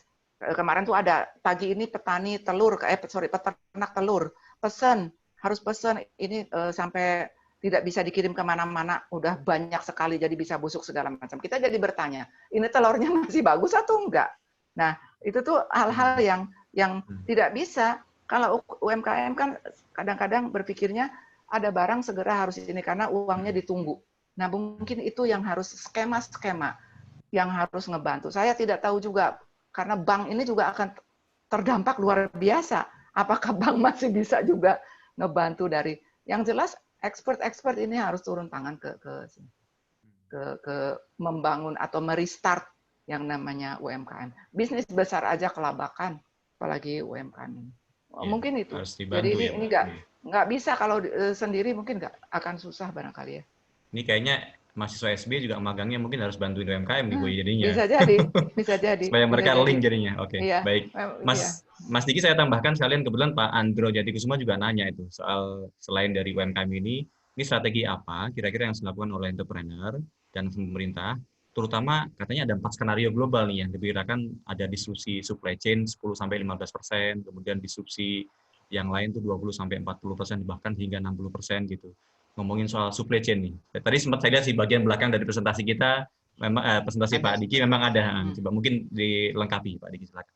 Oke, terima kasih Mas Batiar. Jadi melengkapi apa yang disampaikan Bu Lin, betul memang yang terjadi ini memang butuh responsible leadership. Tidak hanya dari sisi pemerintah, tetapi juga dari sisi pebisnis, gitu ya, pebisnis. Kenapa? Karena kalau kita bicara entrepreneurship, tadi saya sudah sampaikan di konklusi ada leading with compassion. Karena logikanya adalah kalau dia perusahaan yang bisa survive kaya sendiri, kemudian yang belinya nggak ada, jangan lupa 70% orang-orang yang di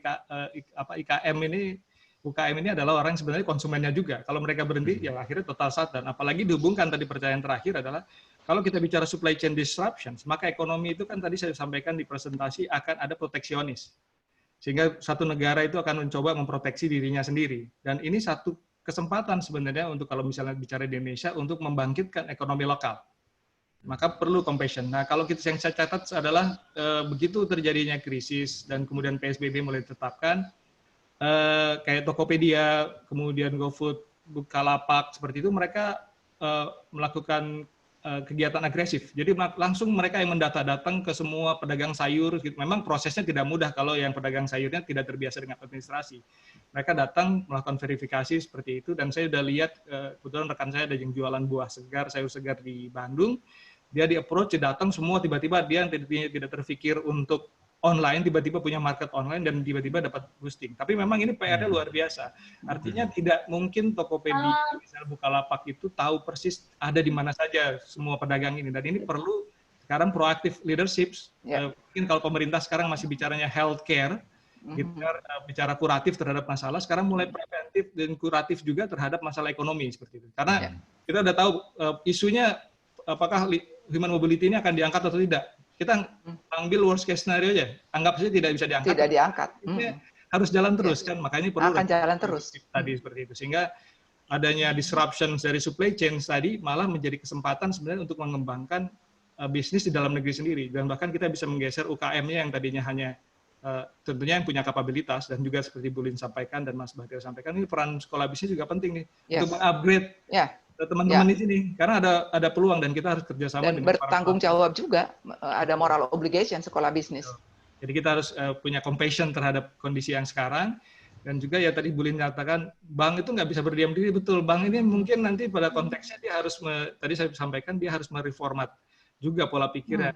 Karena kalau dia sistemnya hanya meminjamkan yang kredit saja, ini akan berubah gitu. Karena ada nanti perusahaan-perusahaan yang mengambil kesempatan. Kalau kita lihat dalam sharing ekonomi aja kan sudah ada crowdfunding. Bisa jadi bank akan malah kalah dalam kesempatan yang sekarang. Kira-kira mungkin seperti itu, Mas Bahtiar. Ya. Baik.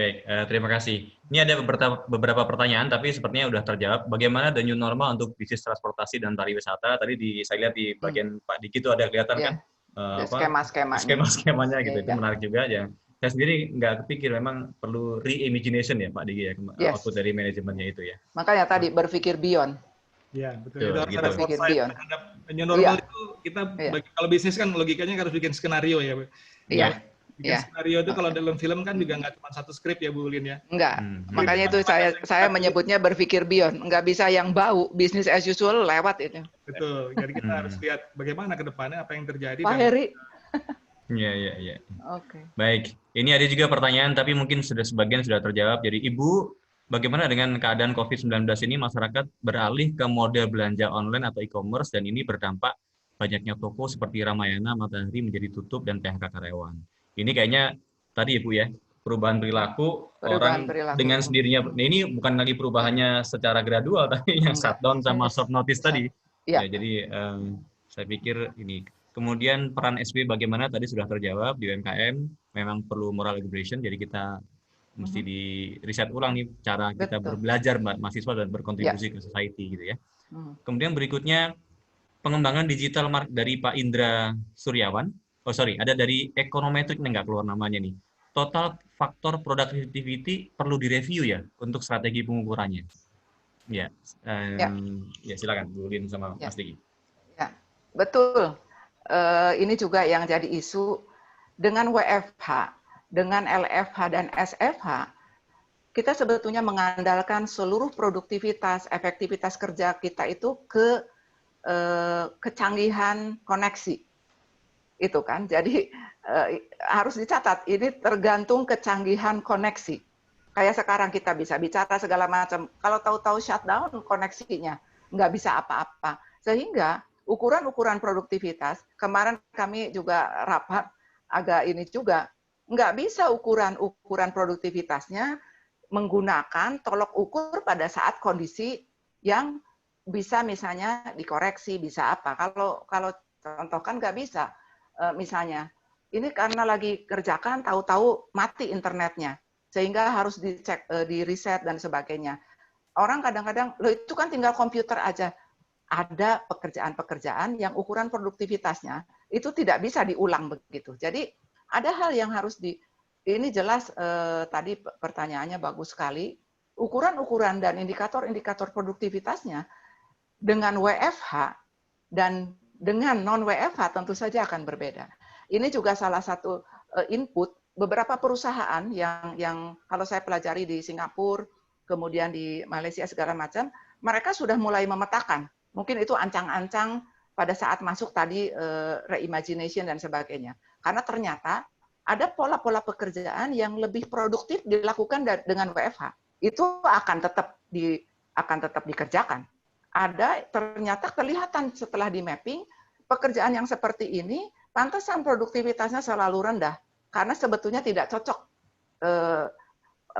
atmosfer bekerjanya. Jadi beberapa perusahaan saya dengar dari teman saya di ACIM itu Pak Darmin di Astra juga sudah mulai memetakan mana pekerjaan-pekerjaan yang sebaiknya tetap dengan WFH, tentu saja tolok ukurnya berbeda dengan pekerjaan-pekerjaan yang tidak bisa dilakukan menggunakan internet dan sebagainya. Jadi ini memang merubah tatanan, butuh pola mikir yang keberanian berpikir yang juga baru. Jadi tidak bisa sama dengan kalau di kami, karena kita dari perguruan tinggi negeri yang mungkin sebagian dananya dari pemerintah dan sebagainya, nggak mungkin kalau ukuran mereksa BPK KPK dan sebagainya, sama seperti kalau lagi normal. Kita mungkin temuan semua. Seperti tadi IPB memberanikan untuk memberi kuota dan sebagainya. Itu karena kebijaksanaan pimpinan yang dengan segala resiko. Ya dengan sendirinya itu harus ada perubahan ukuran produktivitasnya. Nggak mungkin. Sama seperti saya lihat anak SD, learning from home. Karena masih ukuran produktivitas guru itu adalah bab segini hampir selesai, learning from home menggunakan komputer itu sama seperti jadwalnya kalau pertemuan. Cucu saya sampai kayaknya mau pingsan itu mengerjakannya. Misalnya kayak gitu. Jadi jelas ini harus ada ukuran-ukuran baru, indikator-indikator baru untuk produktivitas. Demikian Mas Bahtiar. Iya. Ya, Mas Diki, silakan. Saya tambahkan sedikit soalnya kita dulu ngomongin soal sharing co-working space gitu. Teman yang saya cerita Bu yang tadi yang di Unilever itu di Singapura, semenjak dia di Singapura justru nggak dapat tempat kerja. Jadi pangkatnya boleh VP di Singapura, tapi nggak punya ruangan kerja selain ruangan kerja bersama gitu. Kejadian itu dari tahun 2016, ternyata ketambahan lagi itu gitu. Jadi artinya produktivitas. Saya lupa juga. Jadi remote working atau the day remote working atau remote workplace itu tidak hanya mampir. Bisa jadi itu akan stay remote working. Jadi kalau udah remote working, produktivitasnya, ukurannya, indikatornya akan jadi berbeda dengan yang tidak remote working. Di Singapura memang sudah mungkin karena negaranya kecil, orangnya sedikit barangkali ya. Itu kebetulan adik saya tinggal di sana, jadi saya juga bisa ngelihat ini hadir di sini sekarang adik saya mungkin mendengarkan. Dia mungkin lebih bukan lebih mudah menatanya. Tapi barangkali lebih duluan dia establish. Banyak hal yang dia lakukan. Jadi remote work ini is now, tidak lagi mampir, is now. Ya. Mas Diki, silakan Mas. Oke ya, tadi juga menambahkan yang Bu Lin sampaikan, karena remote working itu kalau dulu kan baru ide gitu, tapi sekarang memang dipaksakan. Karena seperti saya sampaikan tadi presentasi awal, health issue is the new game changer. Sehingga orang nggak ada excuse lagi dan harus menerima. Tadi kalau BPK nggak terima, ini orang nggak ada masuk, nggak ada absen gitu, atau di kantor audit nggak ada, gitu, sudah berbeda lagi, administrasinya, SOP-nya berbeda. Maka tadi saya sampaikan dalam slide-nya, apa yang terjadi, maka input, proses output-nya itu akan berubah total. Sehingga kita melakukan banyak hal yang tentunya berubah. Sehingga kalau kita bicara total productivity, tentunya kita harus hitung ulang. Bahkan yang menarik tadi kalau Bu Lin sampaikan terkait occupational disease, penyakit baru juga muncul karena kebanyakan duduk. Itu juga harus ditentukan. Gitu. Iya, betul. Ini jadi kalau tadi balik lagi ke insurance, banyak penyakit baru juga pasti akan berbeda tentunya dengan aktivitas orang yang berjalan atau di kantor bermain. Bahkan mungkin stresnya jadi seperti itu jadi harus diperhatikan. Jadi produktivitasnya akan berbeda. Dan di sisi lain yang saya catat yang lebih penting adalah akhirnya trust itu harus betul-betul dibangun dalam organisasi karena bukan hanya ke konsumen, tetapi trust kepada staff dan sistem yang berjalan itu harus karena kita ya tadi bicara new normal, semua administrasinya SOP-nya total berubah dan bagaimana konteksnya kalau misalnya katakanlah ada ISO gitu, akreditasi, semua total game changer-nya luar biasa. Jadi kita memang berhadapan dengan sesuatu yang katakanlah tadi Mas Bahtiar sampaikan cost of experience. Cost of experience jadi investment sebenarnya saat ini.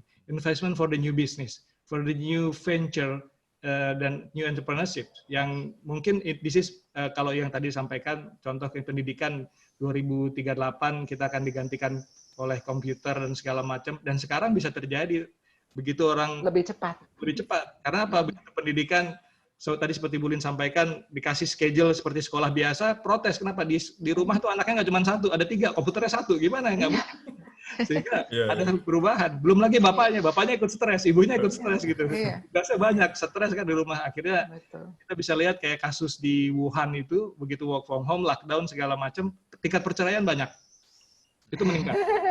Kenapa? Karena stresnya orang yang tinggal bareng, nggak ada refreshing buat mereka, ini kan jadi PR juga, dan bayangkan keluarga juga seperti itu. Jadi tadi occupational disease-nya juga jadi luar biasa, sistem luar biasa, dan ini yang makanya tadi saya sampaikan dalam presentasinya, ini kita bicara pertama cash flow, karena juga kalau kita bicara konteks perusahaan cash flow terdampak, orang yang bekerja di rumah, saya dengar salah satu perusahaan besar terkait konstruksi, sudah ngasih opsi, pilih layoff, pilih cuti panjang, atau pilih kerja tapi semua dengan reduction, pendapatannya reduction seperti itu. Karena perusahaan kan harus diselesaikan.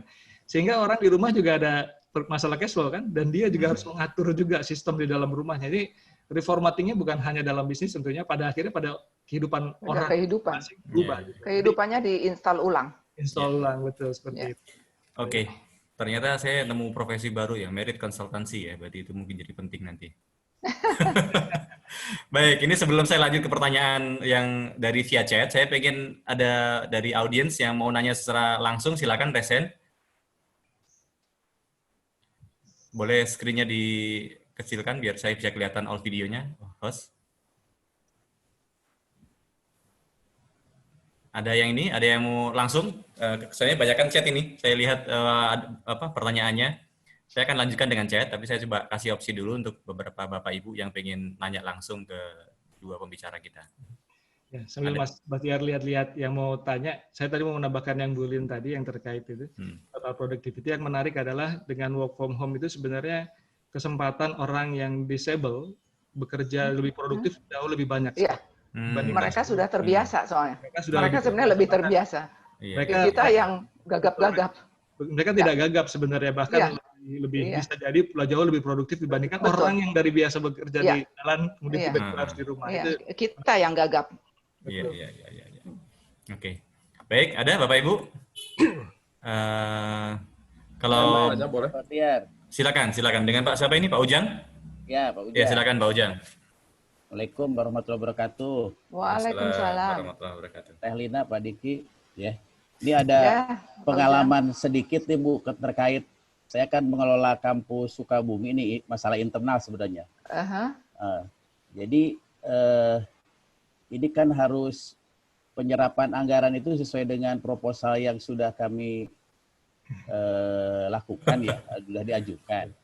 Nah sampai saat ini akhirnya ini kan terbengkalai termasuk pembangunan kampus di Sukabumi jadi mengalami keterlambatan. Ya.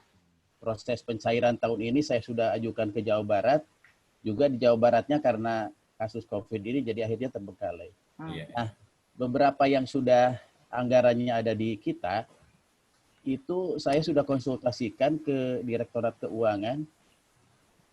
Misalnya contoh, tadi ukuran produktivitas ya. Misalnya dosen ke Sukabumi kan ada tarifnya, berangkat. Tapi sekarang kan harus kuliah di rumah, dari rumah maksudnya. Nah itu kemarin saya tanya bisa nggak misalnya biaya transport dialihkan ke biaya pulsa untuk dosen nih. Jadi jangan hanya mikirkan mahasiswa, dosen juga banyak yang menderita. Ya kan? Dan beberapa banyak item-item yang lain. Nah, sementara aturan di kita kok kayaknya lambat Bu untuk merespon itu. Padahal kita IPB dari segi aturan dan MOU dengan Jawa Barat, silahkan IPB berkreasi dengan membuat SK rektor. Nah nampaknya di kita ini mohon maaf, kalau rektor dan sebagian lain sudah berlari kencang 4,0, tapi di beberapa bagian masih 0,4 gitu loh Bu. Termasuk pola reinstal pola pikirnya. Ini kan katanya aturan Kementerian Keuangan belum dirubah ini. Padahal IPB kan PTNBH. Nah ini bagaimana Bu? Apa Ibu bisa dorong dari SB gitu untuk ya ke bagian keuangan uang jadi curhat ini mah nih. Ya, baik. Saya tangkap maksudnya Pak Ujang. Dan kebetulan di bagian terakhir tadi 3G-nya udah mulai terganggu kan? Karena Sukabumi ya barangkali. Udah kelihatan dampaknya. Dampaknya silakan nyata ya. Sama Pak baik, saya tidak ingin menjawab karena saya tidak kapasitas untuk menjawab itu. Jadi pasti pimpinan IPB itu baik pimpinan IPB Pak Rektor dengan WR-WR-nya juga kalau di spesifik SB pasti akan do the best gitu kan. Kalau itu kan kaitannya eksternalitasnya tinggi dengan peraturan yang sangat tergantung di eksternal. Jadi saya tidak berwenang menjawab. Pasti Pak WR2 kalau mendengarkan mungkin dan bukan jadi jangan dibilang lambat dan sebagainya. Kita ini di shutdown, di WFH kan in short notice. Jadi Dan peraturan-peraturan itu banyak eksternalnya, tidak hanya bisa di IPB. Walaupun katanya IPB, PTNBH dan sebagainya, membuat aturan seperti itu tidak bisa seperti men-shutdown. Ya, jadi saya tidak berkapasitas untuk menjawab, tetapi saya yakin pimpinan itu sangat wise dan diperhatikan hal-hal yang seperti ini. Mungkin itu Pak Bahtiar. Baik. Ini kelihatannya nanti harus ada sesi terpisah nih dengan Pak Ujang. Ya. Baik, saya lihat ada pertanyaan dari Pak Indra Suryawan, juga ada Pak Ozil. Boleh tanya langsung. Sebelum itu tadi saya lihat suara ada selain dari Pak Ujang, ada yang mau bertanya, silakan. Ya, silakan. Pak Indra ya. Oh, silakan Pak Indra. Cerita COVID ini kan saya jadi ingat film 212. Yang kiamat itu ya Pak? Yang kiamat ya Pak? Yang kiamat itu ya? Ya, kiamat, terus kemudian orang berharap ada peradaban baru untuk memperbaiki banyak hal yang sebelumnya itu dianggap salah atau kurang. Ya. Nah, kalau menurut saya misalnya, kalau kita bicara bisnis, this could be new business sebenarnya buat Indonesia. Karena kalau kita mau keluar dari situasi kurangnya misalnya neraca perdagangan kita bisa mulai dari sekarang. Contoh paling mendasar, kita bisa belajar dari Cina misalnya. Cina itu kan sebenarnya salah satu industri yang melegalkan sesuatu yang ilegal sebenarnya. Banyak hal yang sifatnya sebenarnya plagiat tapi dilindungi oleh negara. Sebenarnya perbedaan mungkin, ada nggak, misalnya saya bertanya, apa mungkin fundamental bisnis atau industri yang mungkin bisa kita olah sehingga kita bisa menjadi raja baru di Asia misalnya. Itu aja. Baik. Silakan, Bulin, Pak Mas Diki. Bulin. Oke. Pak Indra, itu pertanyaan yang keras sebetulnya, cukup tough, nggak bisa artinya apa ya? Kan COVID ini karena dengan perilakunya yang seperti ini, dengan kelihayannya bermutasi dan sebagainya, jangan salah, ini akan menciptakan, bukan akan, sudah terjadi sekarang, a new fraud, kecurangan-kecurangan baru. Jadi kalau bisa saja, kalau pebisnis itu adalah new business, tapi jangan sampai, kita kan ada etika bisnis dan sebagainya. Saya nggak tahu apakah setelah COVID ini etika bisnis pun tidak berlaku atau apa, tapi saya yakin kita ini kan punya aturan-aturan ya di dalam pemerintahan. Tetapi potensi-potensi baru, ya saya setuju bahwa dengan pandemi ini potensi-potensi baru bisnis itu terbuka lebar untuk orang-orang, untuk pebisnis, pemimpin bisnis yang tadi siap dengan atau mental readiness-nya siap dan siap mendisrupsi diri, tidak business as usual. Tadi dibutuhkan kebaruan dan keberanian berpikir beyond, berubah berpikirnya. Tapi saya tidak tahu kalau seperti di Cina melegalkan yang tidak legal, kayaknya mungkin bahasa tanda itu, kutip mungkin. Iya mungkin tanda kutip ya. Bahasa di kita barangkali itu akan agak sulit diterima kalaupun ada. Tapi yang jelas yang justru harus kita alert, selain peluang yang terbuka, namanya new normal. Kalau new normal itu pasti peluangnya besar karena apa-apanya berubah. Tetapi apa yang harus diwaspadai adalah new fraud. Ini sekarang sudah mulai banyak new fraud ini. Kecurangan-kecurangan baru dan sebagainya dari kondisi ini. Jadi itu selalu seperti dua sisi mata uang. Tinggal mungkin, makanya disinilah smartness tadi ya Pak Diki sudah sampaikan. Berubah tetapi tetap mungkin smartness-nya saya nggak tahu seperti apa yang harus dilakukan, tetapi bukan seperti apa yang harus dilakukan. Pebisnis beberapa sudah mulai menata. Keberanian tentu aja dengan resiko dan sebagainya. Mungkin konteks membisniskan yang nggak legal, mungkin di kita barangkali itu perlu dengan bahasa lain kayaknya ya. Mungkin itu, mungkin Mas Diki bisa lebih komprehensif cara menjelaskannya. Baik Ibu Lin, saya pikir yang ditanyakan Pak Indra dan sampaikan Bu Lin sudah pada konteksnya. Tapi memang ini yang menarik adalah ini agak diseret dari bisnis menuju ke ekonomi politik sebenarnya. Tadi konteksnya kan agak ke sana. Kalau kita bicara Cina itu tatanan ekonominya, tatanan politiknya berbeda dengan seluruh dunia yang lain. Sehingga kalau tadi dikatakan tanda kutip melegakan, kalau menurut saya etika bisnis mereka adalah mereka bisa belajar dengan melakukan apapun. Kira-kira kan seperti itu. Jadi mereka dalam konteksnya belajar kan boleh membongkar barangnya orang, kalau kita beli kemudian dipelajari itu boleh. Jadi secara tatanan memang kalau kita lihat Cina itu berbeda. Pertama adalah tatanan politiknya dia komunis, komunal gitu ya. Jadi konteks maka satu-satu negara yang bisa melakukan lockdown dan rebound adalah Cina, karena mereka secara sistem kalau orang bandel keluar tembak mati. Gitu. Tembak mati ya. Kita, siapa yang mau melakukan itu tidak bisa kan? Cuma satu komando. Satu komando. Kemudian yang kedua yang kita lihat lagi, mereka punya barrier ekonominya cukup baik. Dari sisi mata uang saja mereka menerapkan 2 mata uang, yuan dan ringgit. Buat dalam negeri dia pakai yuan, buat keluar ringgit. Jadi kalau kita jalan-jalan ke Cina, kalau kita bawa yang uang yang beredar itu wah luar biasa gitu kan yang ringgitnya. Kalau yang yuannya sebenarnya nilainya kan lebih rendah sebenarnya seperti itu. Dan itu tidak disadari oleh tatanan masyarakat lain. Tentunya ini karena trade war dengan US, karena US menerapkan semua dolar yang ada di Cina itu dinilainya pokoknya 80% aja, karena dia nggak mau dikalahkan dengan cepat kan.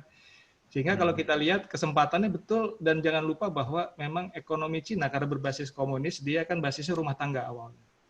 Sehingga itu kesempatan yang sama, kalau kita dalam konteks itu kesempatan yang sama kita membangun. Karena teknologi itu dibangun rumah tangga, maka jangan heran kan handphone murah, komputer murah, segala murah. Alibaba bisa mendunia seperti itu karena semua bisnisnya rumahan. Dan ini yang kalau kita bicara game changers tadi, sekarang kan semua orang kalau nggak bisa ngantor, kan perusahaan-perusahaan besar, tanda kutip misalnya Astra kalau berani, semua karyawannya ngerjainnya di rumah deh, produksinya sendiri-sendiri, mungkin nggak gitu.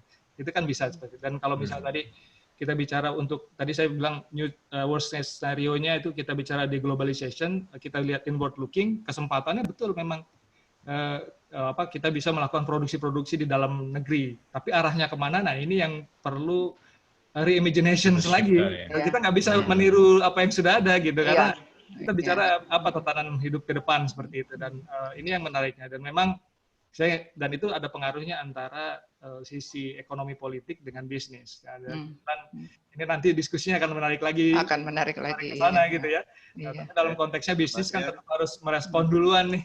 Kalau nungguin pemerintahnya masih sibuk dengan isu sosial politiknya juga dengan kesehatan seperti ini. Baik, Pak Judianto kelihatannya mau berkontribusi untuk share ini pendapat, Pak. Silakan, Pak Judianto. Terima kasih, Bu Lin, Pak Diki, bagus sekali, Ibu dan Bapak sekalian. Cuma mohon maaf nih, saya pesimis nih, Pak Diki, Bu Lin. Iya. Kenapa nih? Iya, sama. Kita itu comes up, bouncing back itu butuh waktu lebih lama dibanding betul. Betul. Udah berapa kali kita udah tahu krisis moneter dan sebagainya. Itu satu. Selalu lebih lama dibandingkan negara lain. It takes some time. Kita organize ourselves gitu ya. Menerapkan yang the new paradigm ya, the new normal seperti Bu Lin bilang. It takes sometimes a lot of people, banyak orang masih belum mengerti gitu. Betul. BAU aja gitu loh Bu Lin. Ya, BAU aja, iya. Kedua, the cash is king sekarang ini gitu. Kita punya aset properti segala macam itu udah nothing, no one will buy it gitu. Itu sampai berapa waktu? Kita sekarang banyak dalam bentuk-bentuk misalnya securities apa segala macam, berapa nilainya sekarang securities tersebut. Cash is king, orang lebih menahan membeli. Kita tadi berusaha membuat pasar itu bergairah, orang membeli, tapi apa? Mereka lebih pada banyak, kita semua sekarang at least saya sendiri ada pada basic, kebutuhan basic, which is kesehatan. Kita perlu jaga-jaga. If something happens to us, untuk keluarga kita, untuk ini, kan itu perlu jaga-jaga. Betul. Orang ke depan ini orangnya menjaga-jaga semua gitu. Betul. Basic. Betul. Orang, saya sama istri saya lagi berpikir mau nanam-nanam aja lah di rumah lah gitu, kalau bisa. Organik kita tahu bener real organik gitu loh. Jadi kita kayak kembali zaman dulu lagi, balik udah banyak yang seperti itu. Baik. Nah sekarang gimana kita di sekolah bisnis ini kita mencerminkan apa yang mestinya menggairahkan pasar nih. Tadi saya lihat ada menarik dari Pak Diki sebenarnya ya. We try, it's a good presentation Pak Diki, saya bagus gitu ya. Cuma merangsang market di Indonesia ini nggak gampang Pak, sebenarnya Pak. Kita tatanan levelnya yang basic-basic itu. Maka saya bilang mungkin komoditas pertanian, pangan gitu ya. Itu yang sebenarnya that we can start. Demikian Bulin, Pak Diki, mohon maaf. Terima kasih. Terima kasih. Boleh sedikit tambahkan Pak Bahtiar? Yes, dari yang Pak Yudianto ya tadi. Ada satu yang barangkali saya bukan ekonom, tetapi saya pelajari dari berbagai sumber. Pesimis bisa jadi kalau dilihat caranya seperti pada saat kondisi normal sekarang. Peraturan, kemudian cara bagaimana kita mengelola ekonomi kita. Ekonomi kita itu kan lebih berkiblat ke liberal, ke barat, yang semua orang boleh berpendapat, apa dan sebagainya yang akan berurusan dengan ekonomi. Nanti ahli ekonomi barangkali yang bisa bicara. Kenapa kalau saya perhatikan Jepang, Singapura, kemudian negara-negara lain yang Korea dan sebagainya, ternyata kalau saya perhatikan sistem ekonominya dia tidak pure liberal, dia campur sedikit. Saya tidak nyebut komunis, tetapi saya akan menyebutnya barangkali disiplin Asia. Jadi tidak bisa yang barangkali nanti setelah pandemi yang disebut new normal ini, harus ada itu yang menggerakkan seperti tadi, pasar dan sebagainya. Tetapi kalau mazhab ekonomi yang dianutnya seperti yang sekarang yang mungkin ke barat dan sebagainya, barangkali akan susah. Tetapi kalau menganut sedikit yang disebut disiplin Asia, saya pelajari Jepang, Korea dan sebagainya, itu kan kombinasi sebenarnya. Tidak pure liberal, dia ada sedikit otoriternya. Mungkin saya jangan komunis, makanya saya kasih nama baru, disiplin Asia. Mangga silakan orang-orang nanti para pakar kembangkan itu, SB berkepentingan itu mengembangkan pola yang seperti itu. Jadi kalau kacamatanya dilihat dengan sistem ekonomi yang sekarang, tadi ekonomi politik dan sebagainya, pesimis bisa iya. Saya juga khawatir. Untung saya kadang-kadang menghibur diri, udahlah, my time is over, zamannya enggak gitu. Harus ada pengenalan, tadi ekonomi politik atau apa judulnya. Saya pengen menamakan revolusi corona ini setelah corona, ada yang disebut disiplin Asia. Kita mengadopsi tidak pure Chinese, tidak pure ekonomi Cina, tetapi kombinasi. Dan itu yang harus di-create oleh pakar-pakar dan ahli-ahli, minimal di SB atau mungkin di IPB. Mungkin itu Pak Bahtiar yang ingin saya sampaikan. Saya pengen mempopulerkan disiplin Asia itu. Yeah. Karena beda, karakternya berbeda. Beda sekali. Ya, itu challenge-nya barangkali.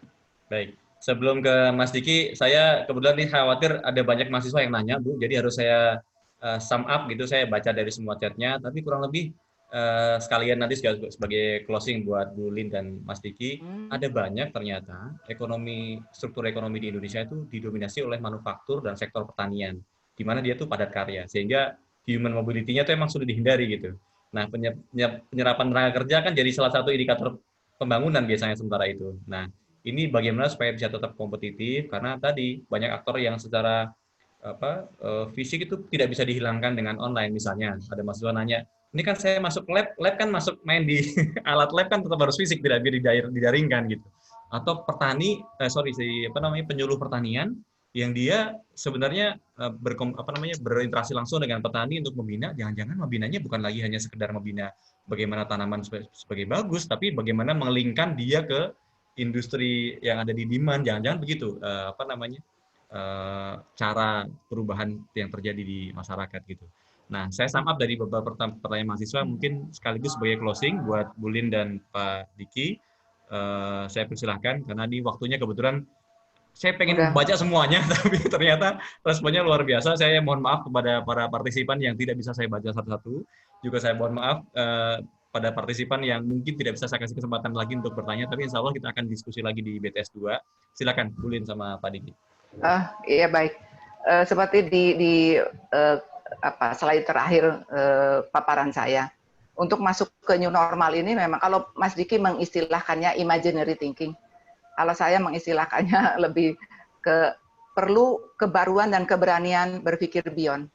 Jadi Kalau sekarang melihatnya kan banyak tuh pekerjaan yang padat karya dan sebagainya nggak bisa dihilangkan. Nggak bisa dihilangkan karena dilihatnya dalam kondisi sekarang. Yang ke depan kita harus meng-create sesuatu yang mungkin tentu saja itu harus dibutuhkan political will dan sebagainya. Kayak sekarang yang sudah tercatat hilang pekerjaan itu 1,5 juta orang. Kalau cara berpikirnya seperti sekarang aja, kan tuntutannya harus dikembalikan itu pekerjaan untuk 1,5 juta. Orang kondisinya berbeda kok.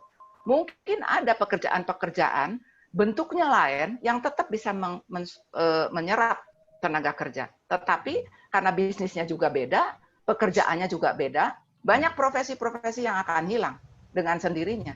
Mungkin besok-besok nggak bisa lagi pekerjaan-pekerjaan yang sekarang ada itu setelah the new normal itu tidak ada lagi. Jadi tidak perlu lagi berpikir tadi ini kan pabrik harus begini. Jangan-jangan pabriknya besok itu beda. Saya ambil contoh aja kalau sekarang di Korea segala macam kan sudah ada. Kayak pabrik Nike dulu ada di Bogor kan itu yang untuk sol sepatunya itu ngerekrut 1.000 orang. Di sana hanya dengan pakai robot saja. Tidak ada 1.000 orang. Di situ butuh mental readiness dan berpikir beyond itu. Mungkin itu yang ingin saya sampaikan sebagai closing. Baik. Tentu saja ini bahasa disebutkan kan harus optimis. Kalau tidak optimis nanti mengganggu stamina, nanti bisa terpapar COVID. Amit-amit. Mungkin itu. Baik. Tapi ini harus diskusi yang tidak bisa mungkin butuh waktu yang agak panjang. Ya. Mungkin itu. Baik. Terima kasih untuk semuanya. Mas Diki. Oke, baik Mas Batiar. Saya ingin menggarisbawahi bahwa tadi pertanyaannya semua bagus. Ada 2 konteks sebenarnya yang ingin disampaikan. Ada tataran levelnya pada level mikro dan level makro. Tadi sebagian besar juga bicara kayak misalnya konteks padat karya industri itu harus bicaranya pada sektoral. Kebetulan dalam presentasi saya yang lain, pada diskusi yang lain, saya juga berbicara bahwa memang sektor agriculture dan juga food production itu jadi manufaktur yang paling utama keluar dari krisis ini. Tapi kebetulan kita itu adalah pada konteks makro tentunya, dan pasti ada perubahan juga yang harus dilakukan. Nah, pada level mikro, ini kan kita bicara behavior company nih, behavior bisnis supaya survive, karena apapun kebijakan pada level makro, kalau pelaku bisnisnya tidak bisa berubah, dan kemudian tidak bisa memikirkan apa yang terjadi ke depan, dan bahkan bahasanya kita bicara tadi reimagination, apa yang ada di depan, itu menjadi hambatan luar biasa. Kenapa? Karena harus diingat bahwa aturan pada level makro itu sebenarnya mengikuti apa yang dilakukan berubah di sektor mikro, pelaku usahanya. Jadi kita lihat saja contoh kita tarik sebelumnya, begitu tiba-tiba ada ojek online, tidak ada aturan terkait ojek online, pemerintah yang berkejar-kejaran di situ. Dalam konteks bisnis apapun sebenarnya yang memulai adalah masyarakatnya, yang memulai adalah pebisnisnya. Baru kemudian aturan itu turun. Kira-kira seperti itu, baru konteks kebijakan. Karena kan kalau namanya makro kan agregasi ya. Dan mereka bicaranya konteksnya, kalau fiskal gimana sektor-sektor bisnis tumbuh.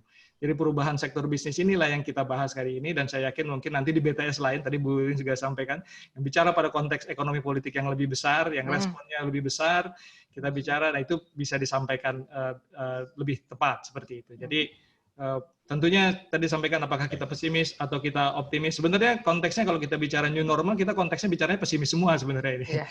Tapi cara menghadapinya, cara menghadapinya kita optimis, kan kira-kira gitu seperti itu. Jadi tadi udah disampaikan cash is the king, yes gitu. Tapi cash itu akan digeser karena Cina saja sudah memutuskan membuat e-currency-nya dan tidak bisa dispekulasikan. Maka sudah muncul diskusi terkait the death of fiat money. Jadi pada level nanti ekonomi politik, ekonomi makro itu nanti akan lebih menarik lagi. Dan mungkin saya kasih closing statement yang saya sampaikan bersama Bu Lin adalah kita lihat pada perspektif company, pada perspektif individual businessman, entrepreneurial, apa yang kita harus lakukan, yang kemudian ini yang nanti juga pada akhirnya akan merubah tatanan bisnis keseluruhan. Kira-kira mungkin itu Mas Bahtiar. Dan pesan pentingnya adalah every business is a health business, gitu kan? Sekarang kita berpikiran seperti itu, dan semua yang kita lakukan dengan mindset tersebut, dan kita kira-kira apa yang di depan kita bisa sama-sama hadapi seperti itu. Dan tentunya there is no one fit strategy for all, that's for sure. Dan kita di sini apa yang saya tampilkan itu saya coba mencatat apa yang terjadi, perubahan yang apa yang kita bisa adopsi. Dan mungkin saat ini karena Indonesia masih belakangan merespon penyakit, jadi kita masih kelihatan hanya merespon penyakit. Tapi dalam waktu seminggu 2 minggu kalau ada perubahan yang terjadi, kita bisa lihat apa yang menarik. Dan saya yakin yang disampaikannya Bu Lin juga itu merestrukturisasi bisnis dan juga sektor formal secara keseluruhan dan informal tentunya, karena nanti saya juga nggak tahu sektor formal informal batasnya di mana lagi kalau orang semua udah ngantornya di rumah kan kira-kira gitu. Iya. Terima kasih Mas. Baik. Saya sampaikan terima kasih banyak buat pembicara Bulin dan Pak Diki. Biasanya kalau di kelas ini kita applause nih, cuman ini kan nggak bisa applause ya, di rumah masing-masing aja applause. Boleh bentar ya. Oh, dengan Pak James. Oke. Maybe you don't know who am I, Pak Bakhtiar, tetapi Mbak Lin pasti tahu lah. Sangat tahu, sangat tahu. I'm proud with sangat you. Tahu. Mas Diki, Mbak Lin, Mbak Bakhtiar. Thank you, Pak James. As an alumni, I'm very proud with you. Karena yang saya tunggu ini sebetulnya pada hari ini saya sedang melaksanakan apa yang sedang diceritakan oleh Mas Diki. Jadi kita tidak yang besar-besar loh. Jadi peternak sendiri sekarang. Itu yang sedang mereka lakukan, itu yang kita sentuh. Harusnya SB jemput ke bawah. Kita harus jemput ke bawah. Segera. You have to. Segera. Oke ya. Terima kasih. Baik. Thank you, Pak James. Pak James, terima kasih. Baik, Bulin, Pak Diki, terima kasih. Pak Dekan, Pak Prof. Azam, juga Bu Wakil Dekan, Bu Nimi yang sudah hadir, terima kasih atas kebersamaannya, juga para partisipan. Nah, karena hari ini kita ngomongin pada perspektif individu dan korporasi atau bisnis, maka next kesempatannya kita akan bicara perspektif yang lebih besar. Ada Pak Azam yang ke depan akan ngomongin ekonomi. Oh, saya ketinggalan satu lagi, Pak Fahmi ternyata juga hadir. Terima kasih Pak Fahmi sudah berkesempatan hadir.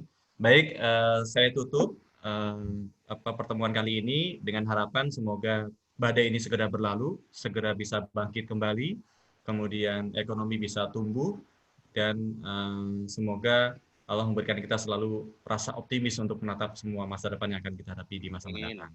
Baik, terima kasih. Saya tutup. Bapak Ibu semua, Assalamualaikum warahmatullahi wabarakatuh. Waalaikumsalam. Tunggu di BTS seri 2, BTS 2.0 ya. Terima kasih. Oke, terima kasih semuanya. Terima kasih Pak. Terima kasih. Salam buat Pak Dekan ya, Pak Dekan. Salam Pak Dekan. Terima kasih Pak James. Terima kasih Pak James. Terima kasih. Terima kasih Bulin. Terima kasih Mas Bakhtiar. Terima kasih Bulin, Pak Diki. Thank you Mas Diki. Terima kasih. Itu di Paris tuh, Bu Retno. Enggak ditutup dulu nih ya. Enggak dimunculin. Enggak ditutup dulu ya. Enggak ditutup dulu. Gimana so far gimana? Bagus Bulin. Masih ada yang lain Bu, sebentar. Sorry.